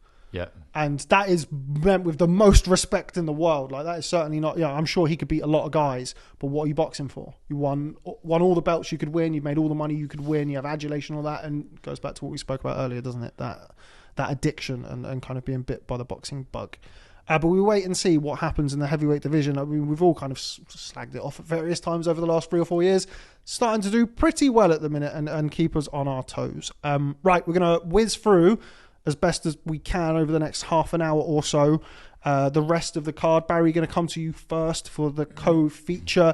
Hamza Sheeraz made pretty light work of Tyler Denny. Tyler Denny, of course, somebody we have an awful lot of respect for, has boxed a who's who in around English and British level, but looked a little bit out of his depth against Hamza Sheeraz, who may well be the best middleweight in the world. Yeah, he might be. It was always a hard ask. This was a bigger step up for Tyler Denny, and just the size difference as well. Cause, he's a guy who can drag you into his fight early. That's his strength. But obviously going to do that with a guy who punches long, who's patient and hits hard with every hand. So also he's a left-handed orthodox fighter, so that jab and that left hook is solid. And he hit him on the temple straight away, and his feet betrayed him, and then he was in trouble from then on. He was trying to survive, but he was never in the fight. That must have been a nightmare experience. Like, within the first 15-20 seconds, you're on the deck, your head's scrambled, you don't quite know how you've got there. Biggest stage. That must have been half hit as well. That must have been an awful feeling. Yeah. No sooner than the fight started, you scrambled. Because he's trying to keep his hands out. You almost with keeping your hands out is important, but also it can block your vision, especially with the guys punching over you. And he dips. We spoke about it, didn't we? He gets low and he dips down, and it was kind of like because of the way that Denny dips and the way that Sheeraz is so tall, that left hook was coming out normal and just on the top of the head. And then with the finish we saw, he basically just got punched really hard on the top of the head, didn't he? Which is like Sheeraz's height and reach did that to him. And that's not something you would really think of. You think of him keeping it on the outside or a lovely long uppercut, but the fact that he's as tall as he is and then he dips like he does meant that he was able to get punched really hard right on the top of the head, which doesn't happen to you very often, I wouldn't have thought. No. But yeah, Barry, Hamza Sheeraz is sort of there or thereabouts now. Certainly his last 3 performances, he's gone from strength to strength. He's been blowing very capable guys out of there. He's ready now. He is ready. I thought Ammo Williams was a really good fighter, and like a good fighter. And he, I don't know whether he's world championship material, but he's a good fighter. It was a risky fight for him to take, I thought. And I fancied him to get the stoppage, and he did. But I mean, show mature. He's mature now. He's come to, I think, that moving to the States. Some doesn't work for some, works for others. I think it's worked for him. I think his focus is good now. Doesn't look massively vulnerable when he gets hit anymore. So yeah, I think he's ready now. He's ready for a world title shot, and he might be the best middleweight in the world. It's not the greatest division anymore. Still good fighters in it, but there's an opportunity for him to pick up a title, I think. Yeah, I think he's ready to let him go. I think they have let him go, haven't they? They're looking for it now. So, and he's just beat a European champion, by the way. And you look back at Tyler Denny and go, he couldn't punch, and he can't. But he's physically strong. But you weren't allowed into the fight. He just couldn't get anywhere near him. Couldn't hold on, couldn't get physical. And when he did, just found out you couldn't move, Sheeraz. And once you get hit in the temple, you're never quite steady on your legs. It takes a while to recover, and he just never allowed him. So it ended up being an easier fight than even I thought it was going to be. Andy, of course, you've been quite literally front row to a lot of this kind of Tyler Denny romance story of the last few years, but it came to a halt in abrupt fashion this weekend, and I'm sure he's not going to be thrilled with obviously not losing, but not really being able to give as good of account of himself as he would have wanted to. Yeah, I think that'll be the frustration, worse than the loss, and that's what'll be hard to take about it, because he just got kind of. he got stunned, didn't he? And the referee asked him to walk forward or kind of demonstrate his balance, and he couldn't quite do it. And probably 10 seconds later, he would have been able to do it. But those punches he got on the top of the head, like I say, they're not ones you normally get. And for any fighter, what they kind of fear more than anything else, from what they've told me, is embarrassment, really. And I'm not saying he should be embarrassed about that. I don't think he should at all, but he will be, because he just never really got into the fight, and he'll feel like he didn't really do anything, and it was over before it had even really started, and he didn't get a chance to show people on that stage what he can really do. And that'll be hard to take. It'll be a rough couple of weeks for him, because that is the thing that they are most afraid of, almost, really, is being made to look foolish, because he will feel like that. That's not me saying it, but he will feel like that. Yeah, I thought it was a good stoppage at the time. I know, obviously watching on the Sky broadcast, I know that Matt wasn't quite sure at the time about the stoppage, but yeah, I felt. I could see what Matt was saying, and I know I've spoken to other people who felt the same, but I think that there would have been a massive danger that he was then going to get knocked out clean if they let it go on. Yeah, because Sheeraz, kind of mentioned there, Barry. I mean, he doesn't. Now, it's difficult. It's difficult to say if somebody's got a knockout and he's dropped him in the first 15 seconds, stopped him inside 2 rounds. But he never rushed in his work at all, and he always looks in control. And it always looks, but in the same vein, it always looks like every punch that he lands could end the fight. And it's a really difficult, I guess, what was the word I'm looking for? Sort of that it's a really difficult sort of pace, I think, to get. And we've spoken about it in the past about great fighters who can do that. I'm not certainly putting Hamza Sheeraz in with Golovkins and people that I spoke about in the past, where one's boxing at one pace and the other's boxing at another pace. And he is that. I mean, I did it on the night as well. You kind of mentioned Golovkin, and all of us were quick to say, well, I'm not saying he's Golovkin. He might be Golovkin in years to come. He might be, in terms of the punch power and the domination. We don't know yet that he can't be, because the early signs are pretty promising, aren't they? Who wins, Hamza Sheeraz or Chris Eubank Jr.? Well, you know the answer to that. Right, okay, we are going to move on and try and rattle through the rest of the card. Barry, going to come to you first on the light heavyweight offering of the night. Joshua Buatsi, a split decision win against Willie Hutchinson. Let's start from the worst score, let's start from the end and work our way back. How do you score that fight for Willie Hutchinson? Obviously, you didn't, but that's got to be. Well, I think that the one. I think Mike Costello worked it out very quickly, so I don't know if he had it right. So without the deductions, that's 8 rounds to 4. I think it was 8-4 to Hutchinson. Yeah, 113, 112. So he did really well, Hutchinson. Actually, he did really well. So those were great, and boxed really well, and made Buatsi work for it, and did win a few rounds. But fucking hell. Like, come on. You see the look of absolute disgust on Buatsi's face. He looked terrified that he was going to get robbed. Well, you could see that all over his face. He wasn't the only one. No, for sure. Yeah. But with Buatsi, I mean, you're not accustomed to seeing that look on his face. Like, he's very stoic character. Do you know what though? It's his own fault. He should have got. I felt like he should have got the stoppage. Like, he was more assertive in that fight than some others, but still, all that. I thought this fight where Hutchinson got into the skin, we were going to see a real more direct fighter in Buatsi, and he has that calm to me. He's with the coach who's never who's going to tell you always to take your time, always to go through the proper phases. But he needs a rocket up his backside. He's lacking that to make him an outstanding fighter. That's all he needs. He's strong. He punches correctly. He can be mean. I think he has power as well. He doesn't give you a lot to hit because his hands are high all the time. Takes a good shot, I think I said already. Yeah. But so all those things are great, and he can think on his feet. But he needs that oomph. That's the thing that's lacking. I thought Hutchinson, with all the shit that was going on, I thought that was going to help Buatsi have that, and he's still. And the things that he have are that calm demeanour is a real plus, quite often. But just like overthinking, he doesn't overthink. But just like overthinking, having a good boxing brain can sometimes work against you. And his thing that works against him, his strength that works against him is that he's so patient, so methodical that he misses the opportunity to finish the fight, and I think he could have finished that fight. The Hutchinson was really brave and tough, and looked like he was going to go down, and just said, no, I'm not having this, I'm going to stay here. But if there would have been acceleration and pace in the work of Buatsi at about 5 or 6 different points in that fight, then Hutchinson, as brave as he was, wouldn't be able to get out of the way, and that fight would have been done. So that going to the wire there and possibly being robbed, it looked like it would have been a robbery. Oh, horrendous robbery. Yeah, it would have been. I see what your point. Yeah, of course. Yeah. He did that. He didn't need to be in that situation.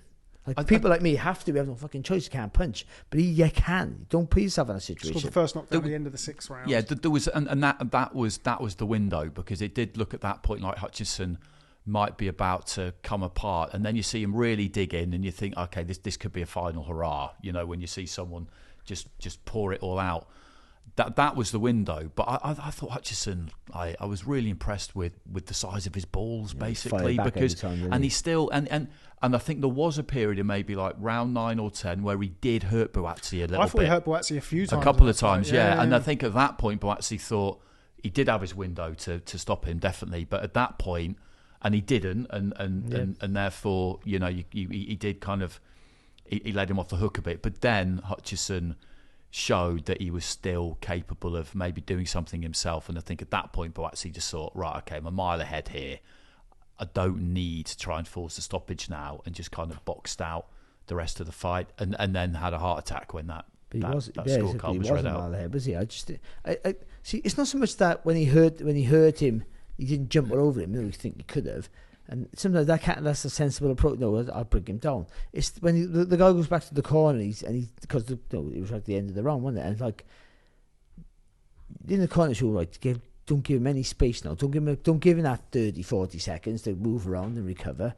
Jump right down. Don't walk him down. Jump on him now before he gets a chance to get a bit comfortable again. Before he gets a chance to get a bit of confidence, just jump right on him. And you can't do it if you haven't got no power, but he has power and he has physical strength. And put his shots together. He can do it. The kid can do everything. So I'm frustrated by that. And listen, he might go on to be a world champion regardless of not doing these things. But I think he's 10 times the better fighter if he does that. Listen, he'll do that now and get fucking knocked out. The weird thing is, I feel guilty about it. But I mean, I just think that's the difference between good fighters and great fighters, isn't it? That's what they do. The weird thing is, though, that he did do that in the amateurs in a 3-round format. We've seen it. If he got the opening, he would jump on you and look to take you out. But I mean, 3 rounds, 12 rounds, big difference. We've seen him slow down, particularly in the middle rounds of fights, and certainly as it gets later on in the fights. I was very impressed with the way he started the fight. I thought he started the fight with a bit more purpose, targeted the body of Hutchinson. God, didn't he? I also felt like he was very good in the clinch. Whenever they're in the clinch, Buatsi, it's not a tickling competition. He wedges the forearm in there. He's very physical in the clinch. And I thought all of that was really building up to, he got the knockdown at the end of the 6th round. I was thinking, okay, this is what you want to see from Buatsi. He's gone up there, he's made him work.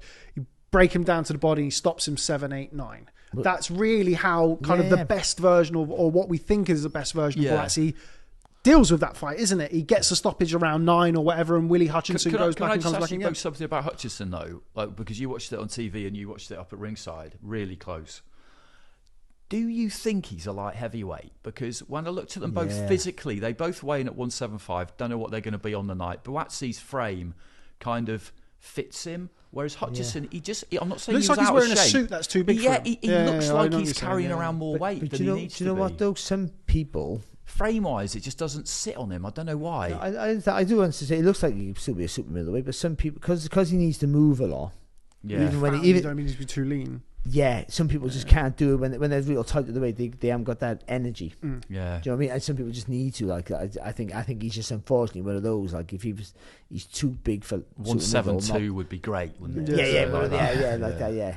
But he's another one who obviously had the brilliant win over Craig Richards, and while losing the fight, I thought fairly clearly, despite what obviously one card had, did really again, well. Yeah, for sure. Much less experienced than Buatsi as well. The thing. And 12 rounds, hard 12 rounds. And he's been good all week, sorry, by the way. He was saying like Richards is a better fighter than Buatsi. He sold it well, didn't he? He was giving it. And he had that thing like, keep silent until you find a better fighter than you. He had like Roy Jones Jr. He was like, I thought he they could have kept going forever. Because of Michael Spinks. I thought he looked a little bit nervous at the weigh-in. I thought he looked a little bit nervous at the weigh-in though. Yeah, I mean, massively, 25, a little bit. 25, 26. Oh, yeah, you got loads. Really? So, I mean, again, it's all experience for somebody like him. And I was very impressed with, and we've seen it with Buatsi in the past. Marco Kalic, was it? Who hit him with the overhand right and closed the eye. And he the legs don't go with Buatsi, but he slows down. He stops throwing punches and the guard drops a little bit, doesn't he? Yeah, he tucks up. And Hutchinson a few times. Hutchinson I wouldn't necessarily consider like a puncher, but he's got good time and he puts his shots together well. Speed, and he's got really good control of distance. He places the shots really well. Make those lovely sound when they land. Even though he was absolutely knackered, he still held his technique together, and that's why he was able to get to him. So there's a lot that he can take from that. Obviously, Joshua Buatsi now is going to wait. Good win for Buatsi. Yeah, for sure. We're slagging him out because we see more in him. But I mean, it was a really good, solid win. That was the way he set about the body, and you could see it just kind of taking effect. You could hear the bit. You only right behind me, weren't you? Yeah. But I mean, still far enough so I couldn't have to smell you. but it was you could hear the shots. Oof. The difference in the weight of the shots. That's how tough he is, Hutchinson. Because when he was landing his shots, you could hear it. But when Buatsi was landing, it was like that. Every time he landed. Buatsi has that whistle, doesn't he, of a sharp puncher when it's through the air. Yeah. Like those shots. But yeah, I thought he did very well there, Willie Hutchinson. I mentioned kind of Buatsi in the early rounds where you expect Hutchinson to be his trickiest and most dangerous. Felt like even though I didn't necessarily think Buatsi won all of those early rounds, he was making him work. He was being physical with him in the clinch. He was doing all of the things that you wanted to see from him. Okay, and moving on to the middleweight offering. Of course, we were expecting to see Josh Kelly versus Liam Smith, but Andy, we saw Ishmael Davis step in at the 11th hour. 11 and a half rounds of pretty routine stuff, I felt like, on the night for Josh Kelly. Although, again, some pretty abject scoring, 114. I mean, it is a toss-up between that and the scorecard in favour of Willie Hutchinson for worst of the year, I think. But altogether, I felt a pretty comprehensive win for Josh Kelly, barring a little bit of a scare in that. Yeah, absolutely. And the other two judges had it close too. There was a 115, 114. They were all similar, weren't they? 115, 113. What we saw, me and Matt, and it was the same as what Barry, Darren, Mike, Todd saw. We were talking about it afterwards. We had about 800 people score that fight live. And the general consensus was 117, 111. Yeah, and I know that they can be led by us because if they were watching DAZN or Sky and TNT, I'd imagine probably had it. We're not being led by each other, so you can't both run parallel. In a situation like that, you'll sort of turn around to the other commentators and go, "How'd you get him?" We're going like 10-2-9-3. Yeah, I mean, I didn't have any doubt that that's what you would have seen. I saw Sonny Edwards having quite an animated chat with Darren. I don't know whether he was saying to him, listen, I think that's terrible the way you scored that. He may well not have been saying that, but after I saw that, I said to Darren, just because he was walking back, I said, out of interest, how did you have it? And we had a quick chat, the three or four of us, and it was just a really easy fight to score, I thought, because Davis, I think the occasion did get to Davis a bit because it wasn't like he didn't do anything. He had a plan, but he needed to do more, basically, and try and take more out of Kelly in the early rounds. And then in the second half of the fight, they did kind of tell him, I thought the corner work with him was good when we went in, actually, because they said to him, they weren't panicking him or bollocking him, but they were just saying, we just need to, got to do some more, Ishmael, got to up it, got to raise it, because I think they maybe looked at him and felt like, not that he was overawed or anything, but this is new, this is massive. They were just trying to cajole a bit more out of him rather than slap him round the face and light a fire under him. But Kelly was controlling the fight from the outside, wasn't landing big blistering shots on him clean, but he was doing enough to win the rounds. And then in the last round, Davis did what we would have liked to have seen him do quite a lot earlier, and he had some success. But when the first card came out as a drawn card, I just thought, what on earth? I mean, Adam Booth looked like he was going to try and revisit the Munich. What did he do? The Munich tripod. Was it the tripod? He got hit by the tripod, didn't he? Sorry, bring that up again. But he looked like he was going to try and find out where those judges were and what they were scoring that fight. That was as bad as you can see, really. I felt that's stupid, man. I mean, I'm very interested to kind of see your opinion on. You've given people rounds for coming forward, then, haven't you? That's what you've done. No, but even I don't think he necessarily came forward in every round as well. And one of the things I want to speak to you about is kind of tactics wise. Obviously, the general feeling. I spoke to both of them on the Monday at the media day, and Josh Kelly said he can say what he wants. He's going to come and try and put the pressure on me. And Ishmael Davis said, no, I'm not necessarily going to do that. I can do this. I can do that. It looked as though maybe because sometimes the most obvious answer is the right answer. Yeah. And putting the pressure on Josh Kelly and trying to burn him out is the way to go. But it looked as though perhaps Ishmael Davis got stuck between plans a little bit in that fight. When someone's moving like Josh Kelly, when they move, especially when they change direction and then they got blistering hand speed, you become hypnotised by it. So you're following them, but actually trying to cut the ring off. What you're doing is actually just following them, but you think you're cutting them off. And I've covered the cut of Davis's fights, and he's good, but his feet, he doesn't jump into, like say Josh Kelly. All of a sudden you go whap into a combination. And I say this injection. I don't keep repeating myself. He doesn't do that, Davis. Everything's methodically good. But I felt in this fight, and I was saying in the build up, he's got to quicken his feet. You got to get the target quicker. You got to change the tempo, get it a bit quicker, and change it, because if you box the same pace with Kelly, you can't beat him unless you can really hurt him. And I think he's a bigger guy. I think he copes with the pressure more now because he's bigger, better at the weight, and more comfortable. And that was if this was super welter, I thought, but at welter, at middleweight, even more so. And even though, even my commentator Tom Grisham was like, look, he could either haven't really seen Kelly or Davis really, or boxing in general. Nah, I didn't even see that. Shout out Tom Grisham. Yeah, fuck you, man. Better than the commentator on Sky. Arrogant, isn't he? But and it's like, but I think he thought, this guy's going to walk him down. You can't keep moving forever. And I said, well, you can at this point. You can if this, because this, even though he's walking him around, the pressure's not intense enough to make him panic. So Kelly can do this all night long. Yeah, you know what I mean? He got caught in the last round, but I mean, he was comfortable, and I understand Davis didn't want to commit, because if he did make a bit of a mistake, all of a sudden Josh Kelly went bam, bam, bam, bam, bam. And I feel like he felt a couple of those as well. Like Kelly landed a few combinations down the middle. Yeah. I mean, it's sharp. For someone who's not really moving forward into the shots, is quite impressive. I think. Yeah. I thought it was a good performance from Kelly. Yeah, I did. I thought he managed to fight well too, didn't he? Because it almost always, in the last kind of 15 seconds of the round, he would sign off the round with a nice flurry or a couple of flurries, and I just thought he navigated his way through it really, really well. And I would never be, and we weren't like too hard on Davis, because it's a big step up. It's something new, occasion, all of that. And he looks like a really strong, well set up, technically decent fighter. I think he probably will watch it and feel like, I just didn't. I wish I'd done a bit more. He'll learn loads from that fight. But I think he'll watch it and feel a little bit of regret. Not loads, but a little bit of regret. Like, I could have done a bit more. Particularly that last round, sort of one of two ways to look at it. You look at that and say, I could have done that a bit earlier, or you look at that and say, I was getting to him, and you sort of take it. You can take it one of two ways, can't you? Because watching him, kind of like the way he shaped up, and you kind of felt like he definitely was capable of more. That was the thing. It's like Matt was getting a bit frustrated with him, Matt Macklin, because it wasn't. You felt like there was more in there, and I think he'll know that there is. But with Kelly's speed and movement, hard. You're not comfortable that you're close enough, because he's constantly adjusting it with little feints, and he's moving this way, then he's that way, and he has fast hands. You think, I gotta get this right, and then you try and get too close, and then with that, doing that second movement, Kelly's hurt. Then you're allowing Kelly to do the stuff that you think you gotta close the gap to not to do. You played into his game in the end, so it's an experience. I know they've had a similar fight. He's only had like 4 fights less than Kelly, but that's a big step up for him. You have to obviously considering the amateur background as well of Kelly. Yeah, he's exactly. been boxing for. Yeah. So I think he boxed really well, Davis. He could have done a bit more, but he'll learn from that. I don't think he'll lose anything from that. Like, he didn't get beat up.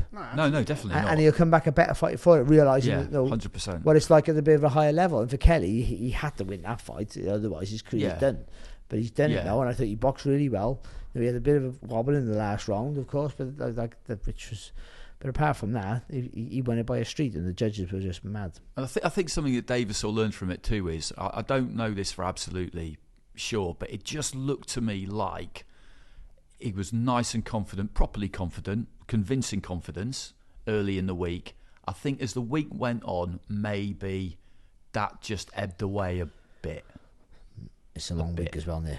And it's a long week. I mean, Arguably too long. And then going into, coming into a fight week, the money. Coming into the fight week at the last minute, a fortnight build up is one thing, but coming into a fight night like that at the last minute, even luckily though, it was early, and wasn't there was only probably about 7,000 people there, 10,000 probably. That's nobody. Nobody don't feel like that, do you know what I mean? But the whole thing is it's a massive experience for him, and it'll take a huge amount from it. Where next for Josh Kelly? We've been kind of waiting for a world title shot, I suppose. Is he going to continue? Is he a middleweight now? I think no. He said to me that he can still, like, you know, he's still hard to make super welter, but he still feels as strong at that weight. Yeah. So I think that's the weight you'll go at. That's the way you look to get a shot, I think. Although arguably probably easier fights at middleweight. Maybe, but ultimately then you're getting light heavyweights coming down. And you could fight Hamza Sheeraz. That's a hard fight stylistically, isn't it? Yeah. But it's speed, and also he looks big. He wore tight t-shirts every day of the week. Done my head in. He looked great. He looked so good. Because by the end of it, I started to fancy him. Even the nose is gone now, and he's still better looking than all of us. It's terrible, isn't it? Him and Davis on the scales looked brilliant. I mean, they really did. Right, okay, and moving on to the super featherweight offering, of course, a non-title affair. Barry, going to come to you. IBO title. An IBO super featherweight title. Of course, your old division, Anto Cacace. A clear unanimous decision victory over former featherweight champion Josh Warrington. Fight that didn't really catch fire. I think that was kind of the general feeling. We spoke about this briefly before we came up, and fight cards on paper sometimes can look bad and perform great, and they can look great and perform bad. That's why you have to fight the fights, and fights aren't fought on paper. I feel like this was probably one of those. None of the undercard really... It wasn't bad. It wasn't bad, but... It didn't live up to the hype. Yeah, this could have been a war. And that's just one of those things that happens sometimes. You know, Cacace didn't allow it to be a war. That's the truth of it. I thought he was really disciplined. And he was. And Josh looked like the Josh we've seen in a few other fights. He just haven't got that... Just something don't click anymore with him. He's still tough and still fights to close the gap, and know he's been a fantastic fighter, but I just think it's passed him by now, and that's just one of those things. I think the move up in weight he had to, but he unfortunately he moved up in weight probably too late, and against a guy who's actually just probably too big for the weight as well. Unfortunately, if he had like a natural super feather, then he might have had a bit more of a chance. And Cacace, he mixed it up. He boxed long, and he brought in close, and he wouldn't let and he wouldn't let Warrington work at times. And I thought it was a really good performance, really disciplined performance from Cacace. He didn't take any silly risks. Didn't look for the big punch all the time. He can punch. He's not a KO artist, but he has heavy hands. His record wouldn't suggest that, but he does. I think it was a really good. I thought he boxed really well, actually. But it just the fight didn't live up to the hype, and Josh Warrington he lost that bit of oomph in his work. Yeah, up at 130 he doesn't have that same physicality. I feel like he was able to get there on the inside. Did some good body work certainly in the first half of the fight. But it's that next bit that he was able to kind of down at featherweight. He'd land those shots and then go again and get on top. Start to get on top of it. They'll have no effect. Yeah. He's not hearing nothing. He's not getting. No, I think sometimes you have to feed off the reaction of your fighter, even if it's just anything. But I don't think there was anything coming back from Cacace, who's big and strong. I think he struggles to make the weight, but he keeps that energy in his work. So, yeah. It's just it was in the end not an easy fight for Cacace, but he was comfortably ahead at all times. Yeah, I mean, I saw that slightly differently. I did think that he won, but I thought it was pretty even at halfway. I thought he looked capable of doing the more damaging punching, and in rounds 4 and 5 he got him at that mid-range and landed a few, and I thought maybe in the second half he could take over and stop him, but Warrington really dug in. I agree that there's not that kind of vitality and the gears that there used to be there, but there were rounds in the second half I thought where Cacace was, he was looking for that opening, and whilst it wasn't quite happening, Warrington was working away and won some rounds. I thought he got very short shrift on the scorecards. Yeah, Warrington. I had it much closer. I had it closer than but having said that, they always got the right winner, the judges, on the night. Apart from the guy who scored the fight to Williams. Yeah, overall. Collectively, yeah. Yeah, collectively. But with Warrington, I wonder whether that could be it. He left his gloves in the ring, and people have made quite a big thing about that. That could just have been. He might have just forgotten them. Who knows? But if that, I think it's definitely something he'll be thinking about. He should go now. And if that was the last one, then what a stage to go out on. A perfectly respectable performance against somebody who obviously really respected him, Cacace, or he would have gone about that differently. That's why it didn't catch fire, really, was it? Because Cacace, I think you spoke to somebody after the fight who spoke to Cacace, who said, "Listen, like I spoke to Warrington. I was Josh in trouble Warrington, there a couple of times. Josh Warrington. He hit it well because I didn't really pick up on it. He said that he'd spoken to Cacace after, and Cacace had said that he was hurt on occasion in the fight. Yeah, a couple of people backstage said the same thing to me when they saw him after the fight. You could tell that. I thought that with Warrington, like we kind of not argued against my point, but we was mentioned there about that second phase and that physicality he had at featherweight. I actually feel like in his last couple of fights, particularly the Lee Wood fight and at times against Cacace, showed sort of different side to his game in a sense of boxing a little bit more. I felt like some of those middle rounds in his career, I thought. Yeah. Like before he started having that run of, because he didn't have, he looked like he couldn't punch, didn't he, for a while? So he was boxing well before he was, he was getting those international title fights. Yeah. And he sort of changed gear a bit. But listen, he was never going to be like schooled by anybody. It was never going to be that sort of fight. But it always just seemed to be just a little one step ahead Cacace for me. Always like so. However close he was never in dispute. He was going to win. He was winning that fight. And I don't know, but he's had a long career now, Warrington. It's just a shame because he sold 10,000 tickets. I didn't see any of them there because it was such a big arena so early in the night. I mean, he hasn't boxed at 6 o'clock in the afternoon since he's probably never, because those early fights he's on small hall selling tickets so he's close to the top. And it's like that's probably the worst for it.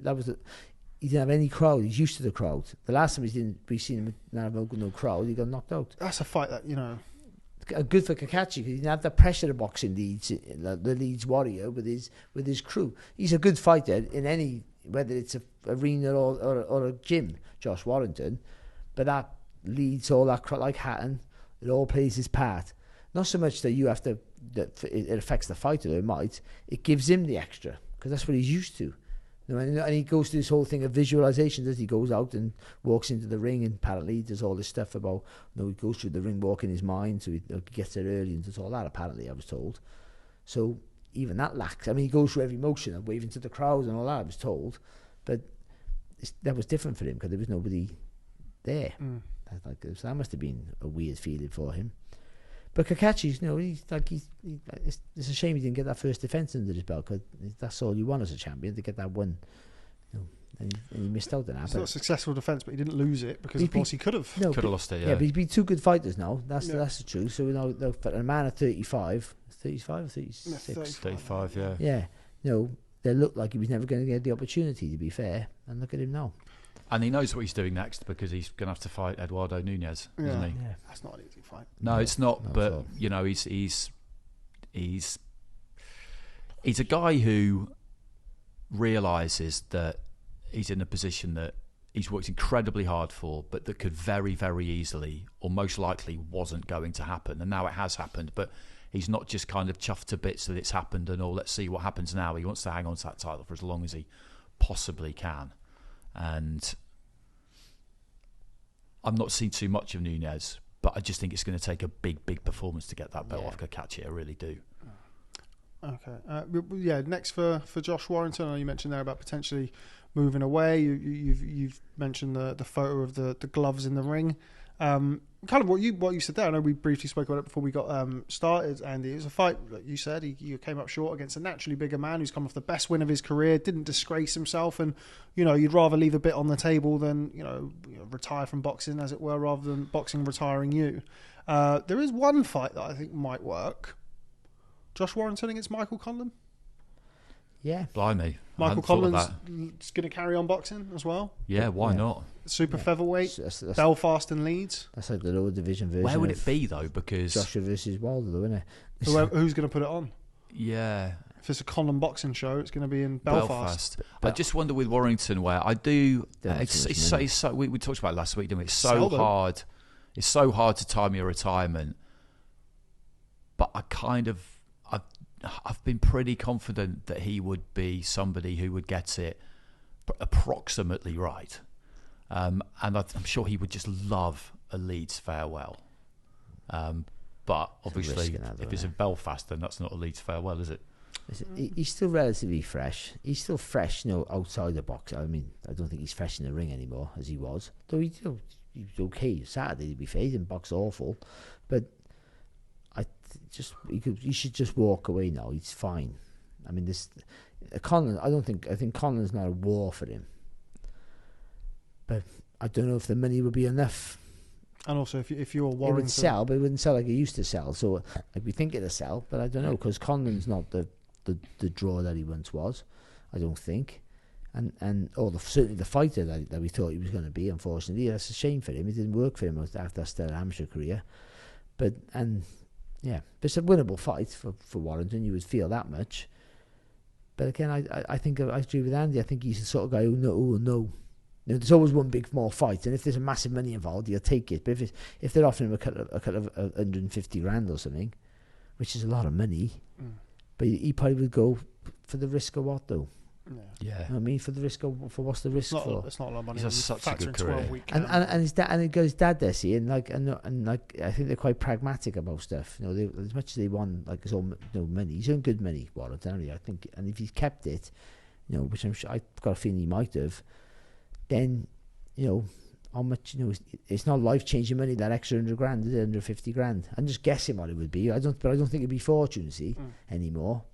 Because Conlon's not the shining star, bright star that he once was, and Warrington is not either. Unfortunately, won one fight of his last 6 now. But those Leeds fans, particularly if they knew it was going to be the last time, they would come out. That's the same thing for Conlon as well. Yeah, they would come out. They would come out. So that's that. But yeah, watching Warrington at the end of the fight and kind of going into the corner, I think before the final round, and just the demeanour of it and how they were at the end, they knew that Cacace was going to get it, but they just kind of looked to me as a pairing like they knew that they couldn't really have done any more, and that maybe it's just not quite there anymore. Yeah. I'm reading a lot into kind of quite a small amount of body language there, but I hope so. Yeah, so do I. If you know, well, listen, I didn't make any mistakes. I just couldn't do. Yeah, something. and it was that kind of performance. He didn't do anything wrong, but he just didn't win.